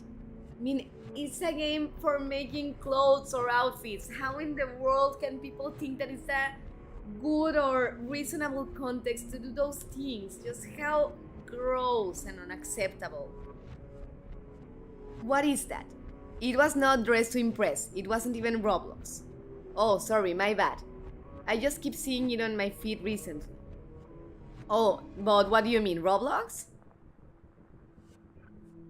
I'm not understanding very well. You make a cosplay and in a video call you show your outfit or something like that? And he's asking me to translate for yes? But, I mean, I don't think with video call. I think it was like with an avatar, yes? But even so, whether it's with an avatar or during a video call, if the objective of the game is creating outfits like a fashion-oriented game, how can people think it's the proper place to do sexual things? Means it's for dress up, what the hell? Yes, Sakura says. Oh, that you keep seeing it on Roblox. Sorry, I imagine that if you keep seeing it on your feed and it relates to something that made you uncomfortable, it must be a horrible feeling. People would take off all their clothes and just go out in the default cover-up. No, it was an avatar. No video call, but with an avatar. I mean, I suppose that the default cover-up is like nude or like underwear. But then again, it's with an avatar. It's with a cartoon or animation of some kind. It's clearly not for sexual interactions. And if they want sexual interactions on the internet, there are places for that. There are apps, there are websites, there are forums. Why do it in a place that is supposed to be safe?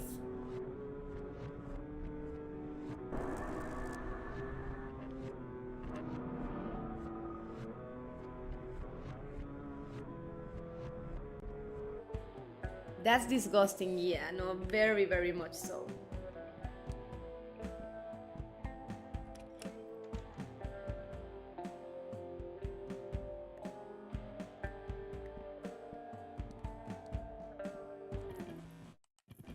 What, let me switch to Larry for another moment, because we are still missing one videotape, and I wonder if I left it behind.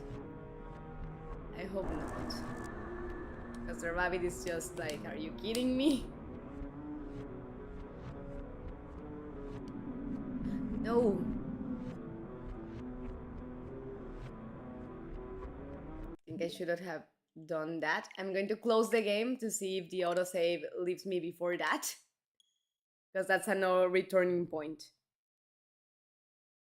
A white bra and undies. That's disgusting. Yeah, I mean, if it's a dress-up game, what the hell are you leaving your avatar in their underwear like that? What for? Oh, at least was all in the game. I was very afraid that it was something like that, but in a call in Discord are everything much more graphic. Yeah, I mean, fortunately, it didn't escalate to that extent. But it's still a way of harassing, and especially if people are telling you, hey, please stop, you are making me feel uncomfortable. Like, dude, for crying out loud, stop. You're being asked to stop. I mean, victims really shouldn't have to beg for aggressors to stop. And it pains me to think that aggressors find pleasure in not stopping when they are requested. This game is rated 12 plus, freaking 12. I mean, exactly, if it's addressed to teenagers, people from 12 years old on can be there, it's just not the place. Not for being avatars that were like Legos make it any less nasty, but I'm glad it didn't go further than that. I mean, I agree that at least it didn't get to a dangerous level in the sense that your safety in real life could be threatened. But as Baranton says, that doesn't make it anything any less gross. Let me check real quick if I'm missing on the placement of a videotape. Because I'm really curious if I actually missed out on it.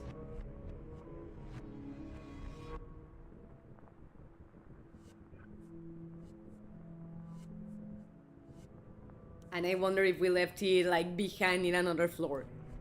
I had one guy private message me over and over again to send him my Snapchat. I don't have Snapchat. I told him no, I didn't have Snapchat. And you know what he said to me? What? Yes. I mean, I'm almost afraid to ask, but what did he say?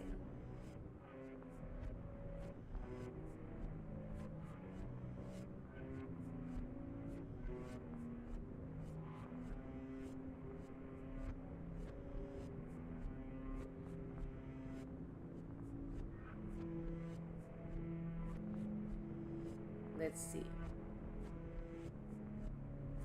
Unknown man 44303.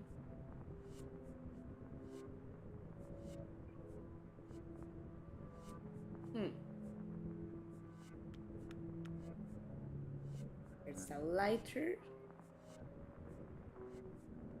from 101 and use. Oh, okay. Now I get it. I was getting genuinely pissed, like, where the hell is the other tape?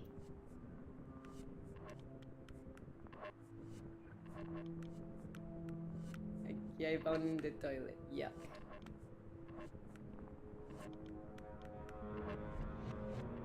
I'm supposed to use it with the rabbit, but it doesn't let me. I wonder if they maybe changed that.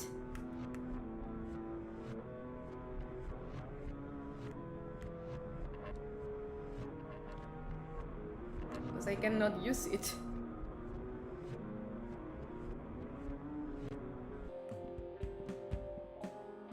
Says retrieve the lighter at the end of the hallway on the first floor, but I mean he has the lighter already. Let me see, maybe it means like at the end of the room of the apartments, like towards the exit door. But no, I mean he has the lighter already. This lighter is exactly like the one my dad used to have. It seems out of place here. Well, yeah, it does, but I mean I'm trying to make you use it and you don't let me.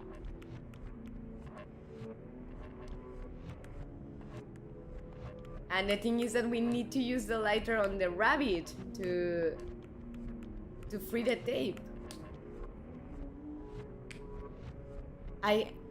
Snapchat still used. In my country, people left it, stopped using it in 2018 or so. I haven't logged in since 2015. I've never had it. I wouldn't really know, Baranton, if it's obsolete or not. He begged and begged, giving me many other offers before just blocking me. Hell. What kind of offers? Like paying you money for giving him your Snapchat account? Nasty person.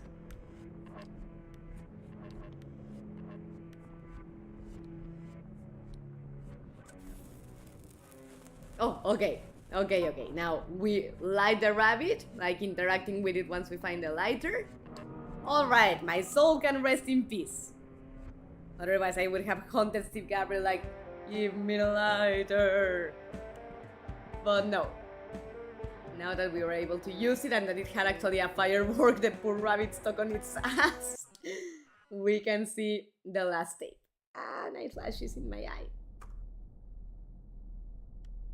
Late comment, but I hope you're okay. I mean, it's never too late to wish someone well, Sakura. I'm sure Yes appreciates it, and I do too. I don't think my other message sent. I will type it again. Alright, yes, because I do think it was not sent because I don't see anything that I did not read here. And we'll look at the achievement, her fate. You see, she's completely taken over by the darkness, and the camera actually broke, I guess, because of the darkness actions as well.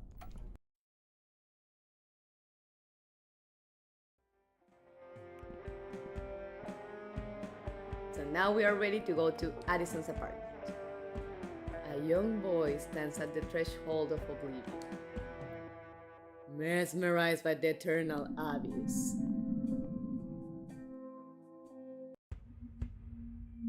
Tormented and bound by the world of mankind. And this is why Mr. Addison never left the apartment. Even wanting to, he couldn't because he was taken by what you will see next. Prisoner of flesh and bone. And you know what? I'm going to break the moment because I forgot to go in that room with Larry. Let me see what happens. How weird people and rotten people is there on the internet?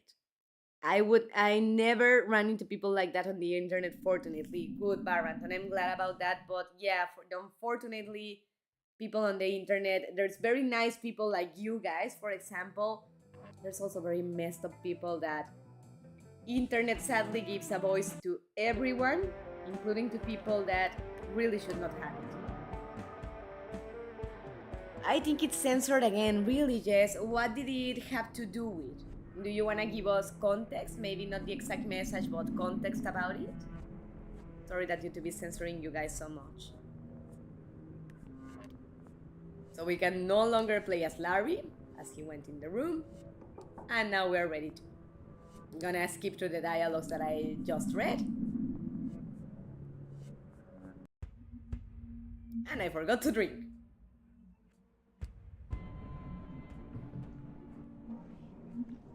Prisoner of flesh and bone. Terence? And Mr. Addison cannot reply anything because whatever is holding him is covering his mouth too. And we see that the green goo has taken over his legs, his arms, and also his neck and soon his face. How long have you been like this?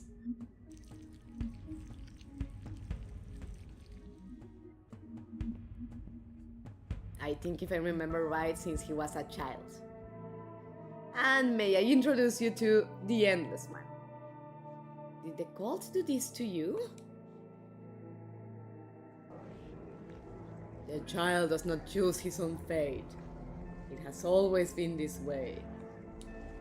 You will soon understand the true harmony of the Endless One. Are you the Endless One? Why are you infecting the souls in this building? Darkness moves through all things and obeys our will. We are everlasting. We are beyond death.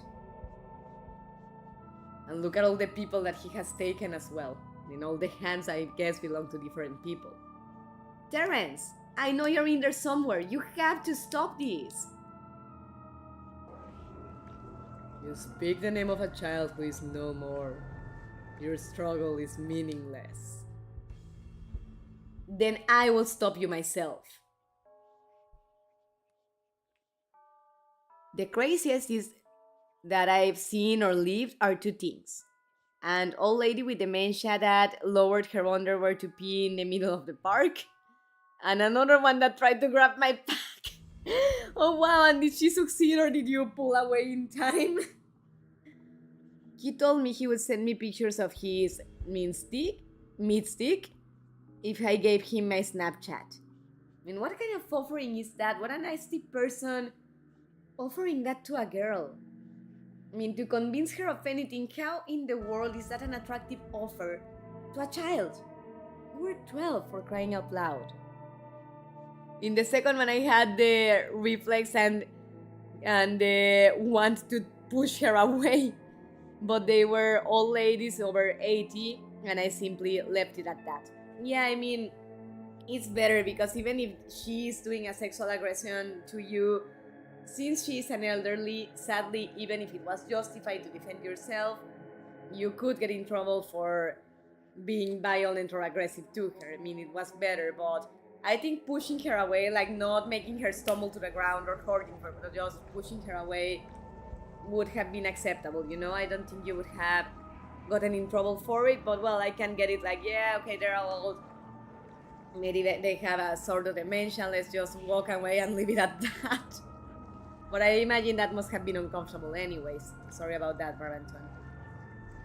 You will try, and you will fail, as it always is. And remember the minigame with the guitar? Now we have to nail it 6 times in a row, or we will get sent back to the beginning.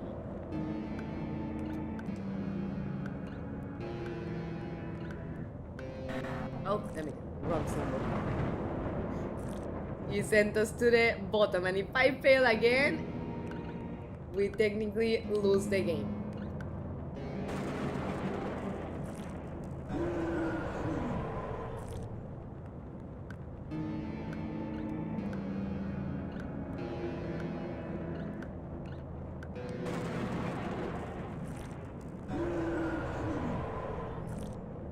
Less.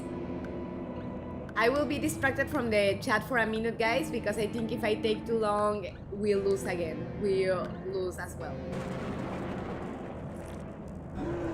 But I'll go back to it once we finish this minigame.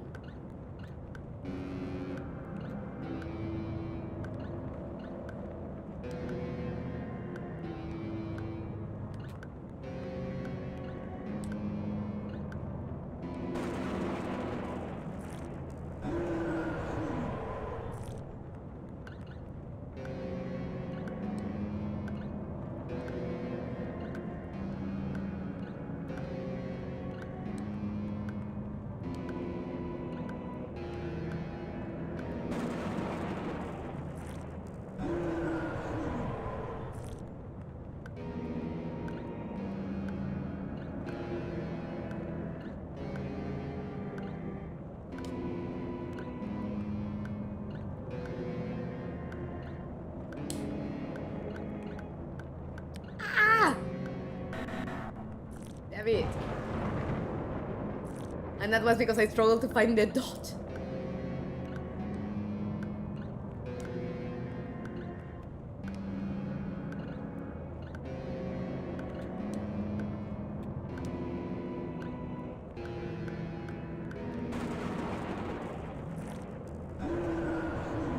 Another chance.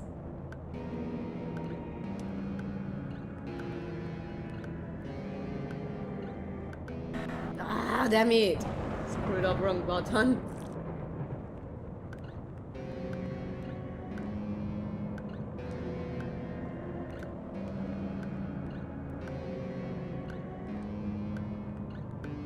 Oh, Jesus! I hate this joystick.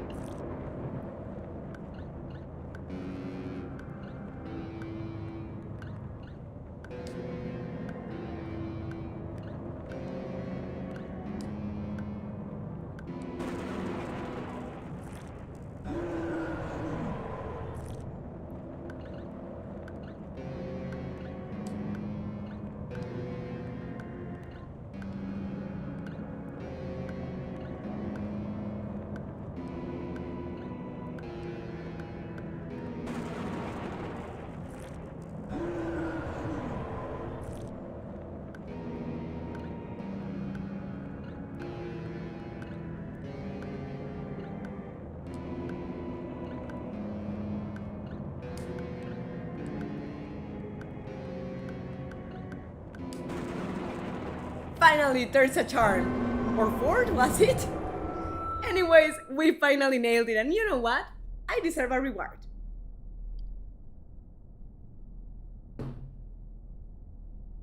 I also met a guy with a food fetish one time. That was not fun. Did he start asking you for pictures of your feet and such? I mean, some people have it. And again, if it was something consensual that he has a foot fetish, his significant other is okay with him playing with her feet or his feet, whatever. That's their liking. But to do it with a girl is just not okay. Yes, I'm so sorry you have to meet those creep people. Me too. Yeah, thankfully I don't have this game anymore. Honestly, when those things start happening so frequently in the game, it's just better to stop playing. It happened to me with Habbo Hotel. That was like a trend when I was a teenager, and so many people used it to have cyber sex, despite that the game censored the majority of the words. people found a way to have intimacy like that during the game. And it was like, dude, what the hell? I'm trying to play an actual game. I didn't come for that. And seeing that every time I logged in, I ran into people like that was, you know what? I am out of here. Good luck, Miss Midnight. Thank you, Sakura. Sorry that I got distracted from the chat, but as you can see, you are like against the clock. And if you lose one level, you get sent to the bottom one. And if you get to the bottom one, when you can actually see his jaws, you actually lose the game. I mean, you start over, right? But I didn't want to get to that point. And about 2 years ago, the ex-wife of an uncle, they got divorced like 18 years ago, ran into her in a party of another uncle of mine. I went to say hi to her because she got along well with my family. And honestly, not being due to the respect that I have for my uncle, that day things may have happened. Like you were attracted to her, Baranton? But it's good that if you have a respect and a love for your uncle, yeah, stay out of that. There are other hot women. You don't really need to mess with someone that was married to one of your relatives. Totally. As a warning to you all, this game is called A Back in Life. Okay, good that you warned yes, because if it's full of creepers, there are other games that are not. I feel like I remember seeing that game name. I wouldn't be surprised. Habbo Hotel was not like 20 years ago. Yes, Baranton, I'm old.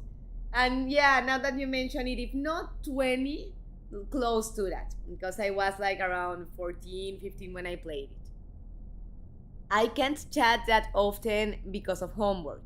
Well, thank you for being here tonight, Sakura. It's good to know that tonight you're not so saturated with homework. Thank you for being here.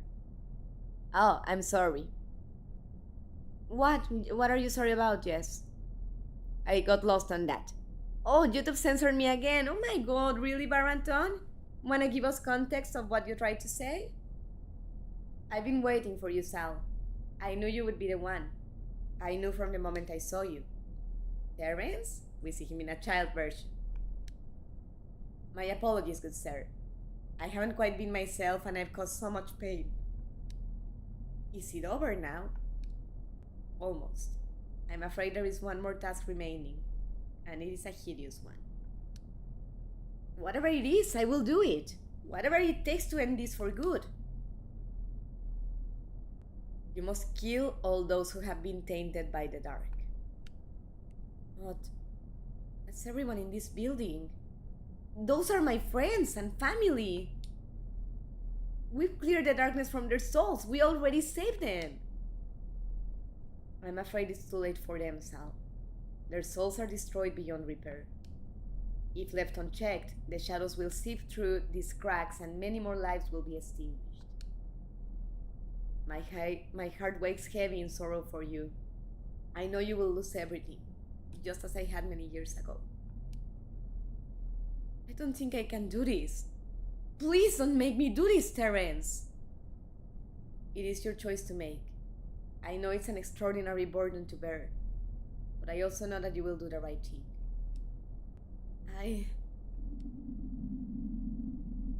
And he leaves us a knife. He's in the white room, we both are actually. And as horrible as it is, Phantom says, Addison is right, Sal. This must be done. I'm so sorry. I wish there were another way.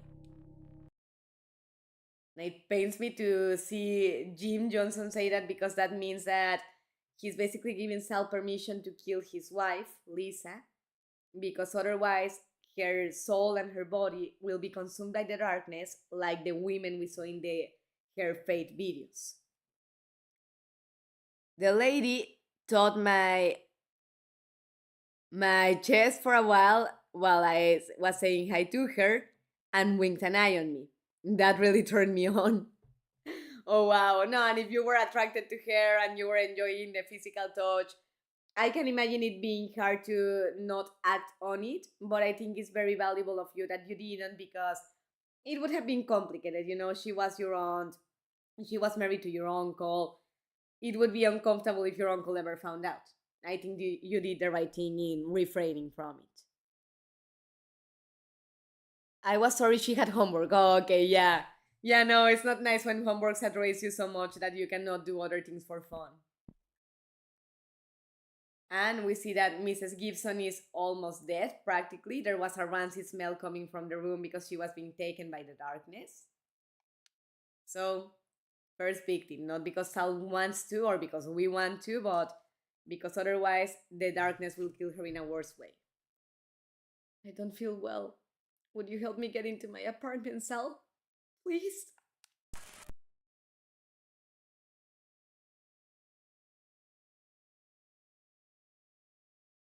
It auto saved. And it took us automatically.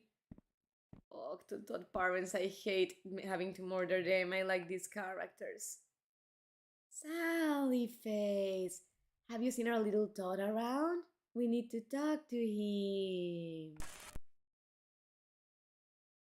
He murders them horribly, actually, like on the head, next to the eye, on the throat. But I guess like the quickest way possible. I'm lost. Who are you guys talking about? In what sense, Akira? In the chat or in the game? Because I got a little lost too. Hey dude, glad you decided to come back. Now we can really get this party started. Sadly, we also have to kill our friends.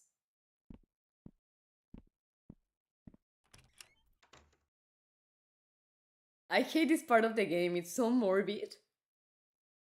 Because he's killing people that he cares about. Oh yeah, Sal, Ian's feeling alright. I think there's something going around. The worst part is that now that the darkness was taken away, everyone is back to their usual self, so it's twice as hard because they are no longer possessed. In the chat, oh, that Jess was saying that she's sorry that you had a lot of homework and that you not usually have much time to chat. Why the guys with the music party? I don't get it. Because everyone that has been touched by the darkness has to be killed, or the darkness will kill them in a worse way, making them incapable to eat, making them go mad, making them violent. They could take other people's lives. And I don't agree with it, I don't like it, but as the logic of the story goes, either Sal kills them or the darkness takes over them, and they go through the fate. Sorry. And they go through the fate of the women in the tape, the woman in the tapes that we saw. Sorry face, can I whine on your shoulders now? Yeah, no, having to kill the little girl is just like, wow, no, how messed up.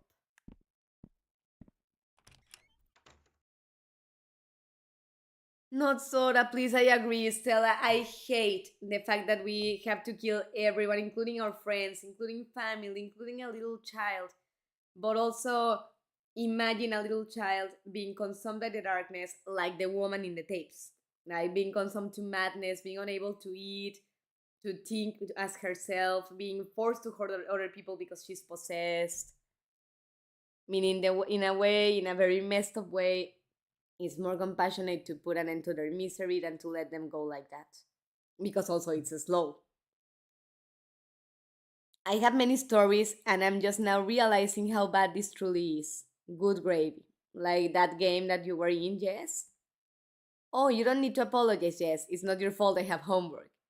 I know, but I still feel bad. I hate homework. I mean, in my case, I try to leave homeworks that are justified, that are actually useful to the students, and to not demand them. Like, you have to do a 10 pages essay because, in the end, what matters is for them to understand. The homework should be to help the student understand and reaffirm the knowledge better, not to ruin their afternoon. What's up, my man? You're looking a little worse for wear. Everything okay? I wonder if they don't notice that he's covered in blood, that he's holding a knife. And that's it for Robert.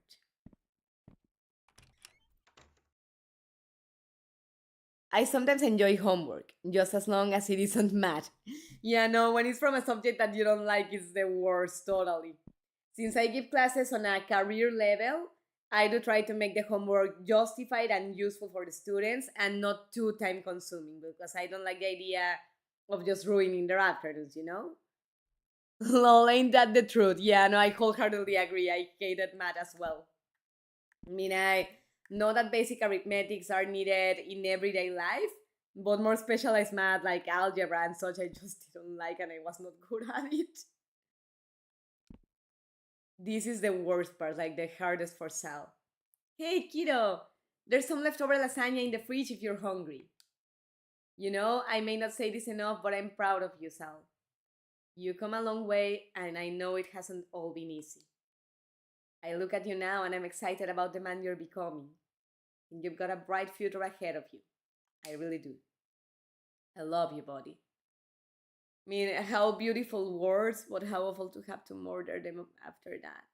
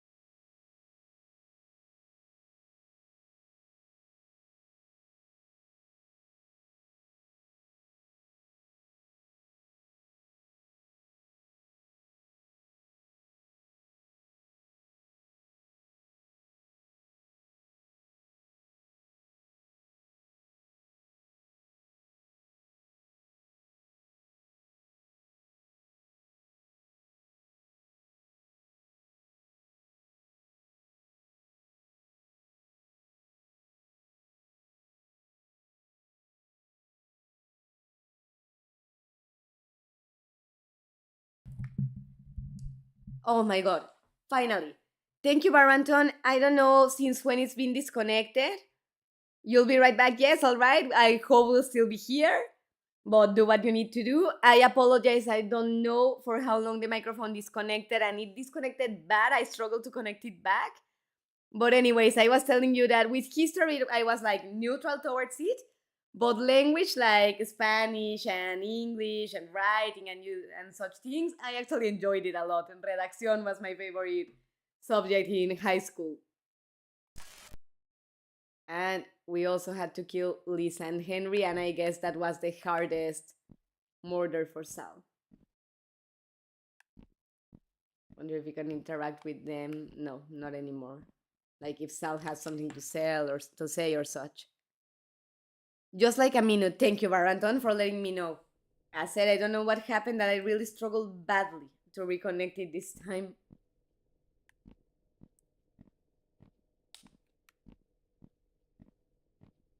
So we can no longer go left. And Todd arrives and says, something's wrong. Sally face is perplexed. I blacked out in the treehouse and woke up in the temple. They had me tied down. There was something else. I think it was the demon.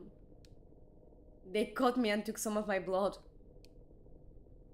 And we can see that he's actually possessed by it. He has red eyes now. There was a loud sound and I passed out again. When I came to, they were gone and I was untied. I don't feel right, Sal. No, of course not. They used him as a vessel.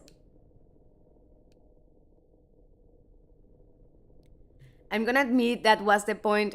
What was the point of an art project consisting of a Thailand festival water lantern if we don't live in Thailand? I mean, I guess like for general culture, for you to like get to know cultures outside yours.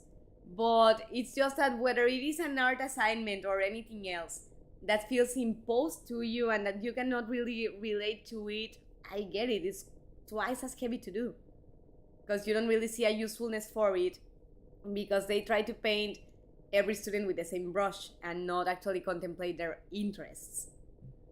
I hate writing assignments. In that Baranton, we are polar opposites. I love writing. Your mic cut out again? Again, you cannot hear me yet? I hear her right. There we go, it's fixed now. Yeah, thankfully it was just for a minute. You got me scared there for a moment, yes? But it got disconnected badly. I'm sorry for that. I think I'm dying.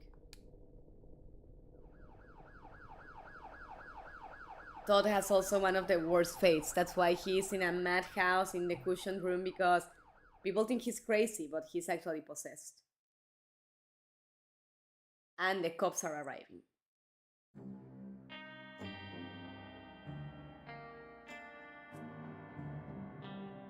It was around 3 a.m. when I got the next phone call from Todd. He was crying so hard I could barely make out what he was saying. I knew Todd and Sal were in trouble and that they were at the apartments. It sounded serious, so I called the police and rode over there right away. I got there just as the police showed up. On my way to the front door, I saw Todd running into the woods. I called out for him, but he just kept running. I approached the building and Sal was standing in the doorway, covered in blood, just staring out. He was mumbling the same thing over and over. I had no choice, I had to do it. There wasn't any other way.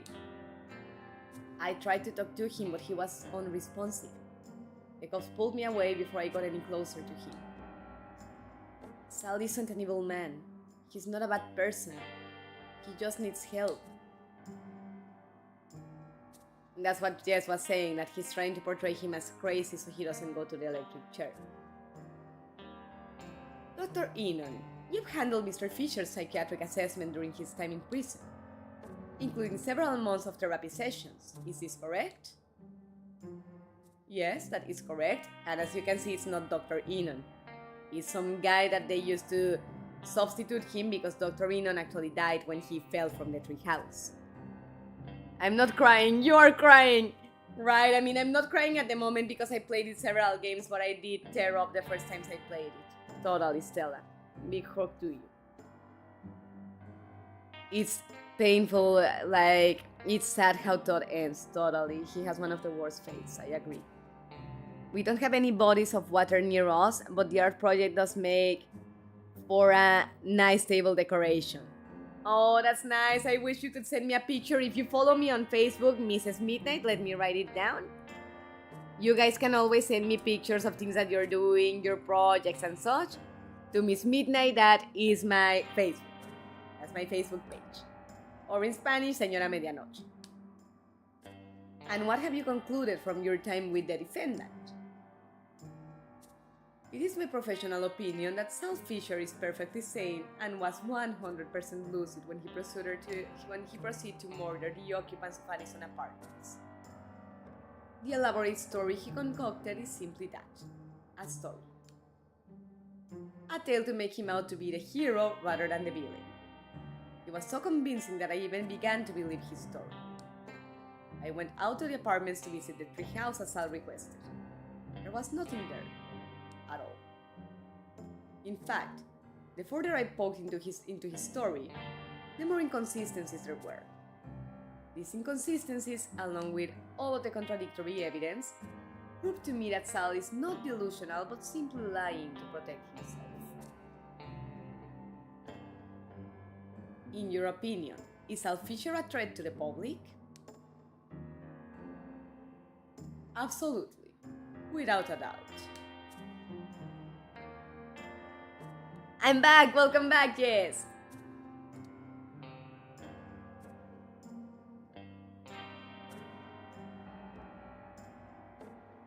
Members of the jury, have you reached a verdict?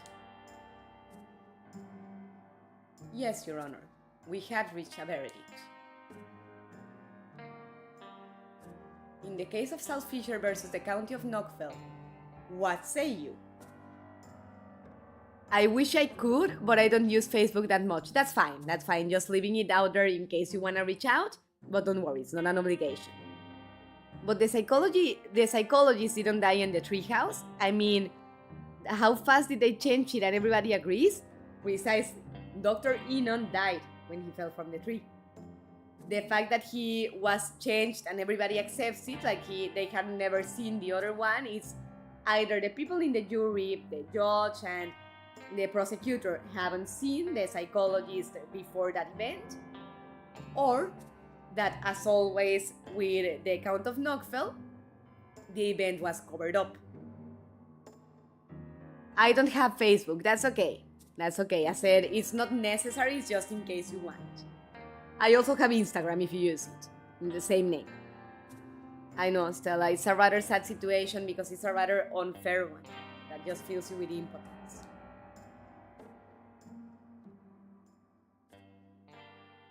The members of this jury find the defendant guilty of first-degree mass murder or first-degree mass murder.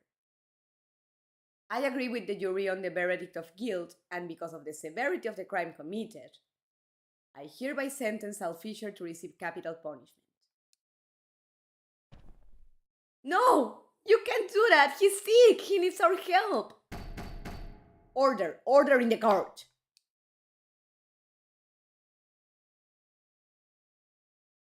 All the court is fucked up. Completely off topic, but have you ever heard of the Coffin of Andy and Lily? No, Jess, what is that? A movie, a video game? What is that?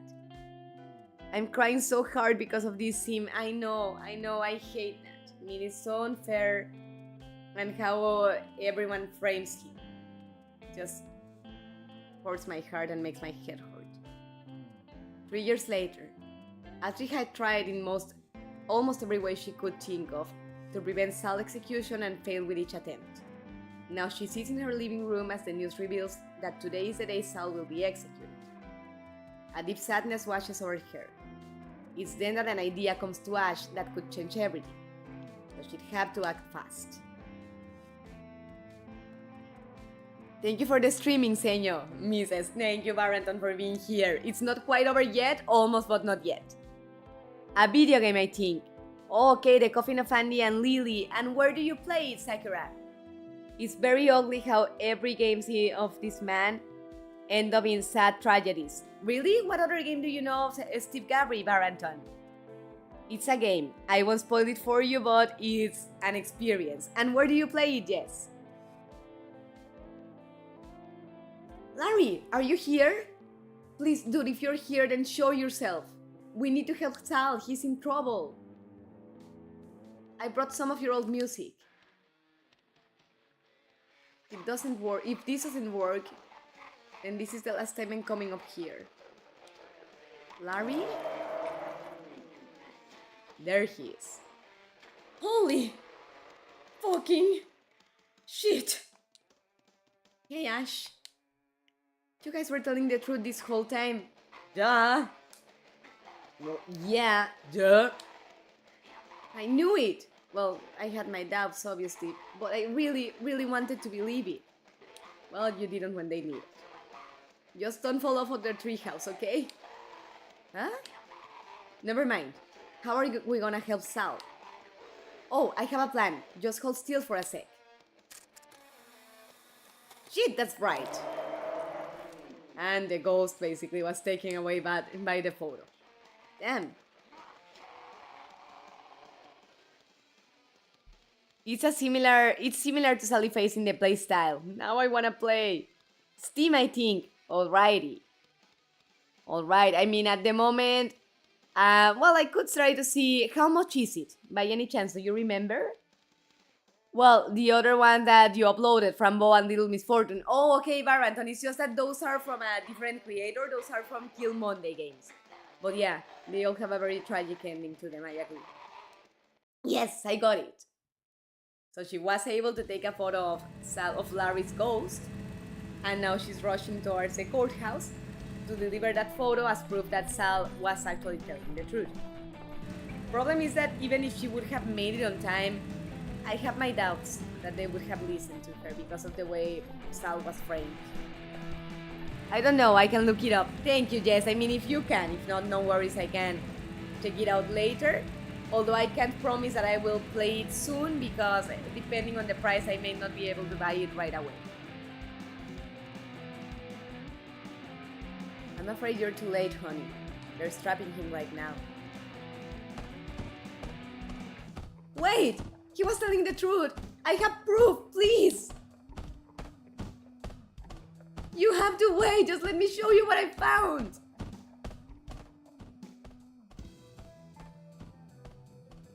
Hey! Hey, wait!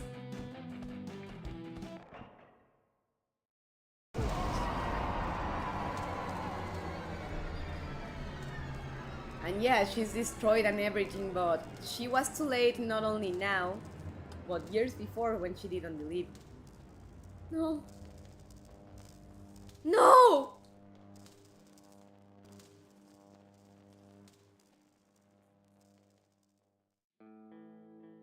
Time of death is 6:33 p.m. No. God, no. Achievement, Suffer, as we completed the 4th chapter.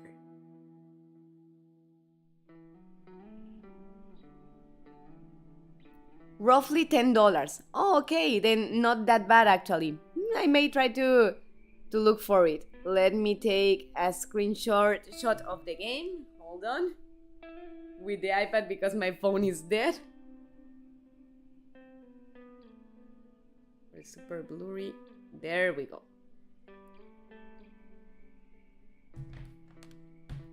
They have a very similar gameplay and aesthetics. I agree. They could very well be from the same creator. I even wonder what would happen if Kill Monday Games and Steve Gabry joined forces to make a video game like collaborating. I think it would be very cool. But yeah, I can see why you thought they were from the same creator. You're right, the aesthetics are very similar, and also the storylines, the plots, the gameplays, totally. I know, Stella is a super sad ending. I just hate the way things end for Sal. It's completely unfair. I'm too broke for Steam games. I save up monthly. I get that. I mean, right now, finances are very rough in the house, and that's why I have the Game Pass suspended. But hopefully in time, times will get better, you know? I didn't expect you to play it. I was just asking if you knew it. No, I know that you're not demanding me to play it, but I may check it out here and there. Thank you for the recommendation or for bringing it up so I can at least be aware that it exists. Totally, Stella. Sal's fate is definitely unfair. And just as an FYI, Lily is pronounced Lele, not Lily. Oh, okay, Lele. Thank you. Thank you for the correction. I was super mispronouncing it. I meant to say that I would love to play the games, but yeah. No, I get it. Sadly, video games are not for free and they are costly sometimes. But guys, this scene in the cemetery is actually from the 5th chapter, so I'm going to leave the streaming up to here. I'm exhausted officially. I'm glad I was able to make it. Was not sure if I was gonna have the energy after class, but actually I forgot that giving color classes powers me up. I'm glad I was able to make it tonight. And remember, for the ones that follow me in Spanish too, that tomorrow we have streaming and the audience decides what we are going to do. For now, as you know, Mrs. Midnight loves you and hopes to see you next time, but most importantly hopes that you had fun. See you next week, Tuesday to play Hogwarts Legacy, Thursday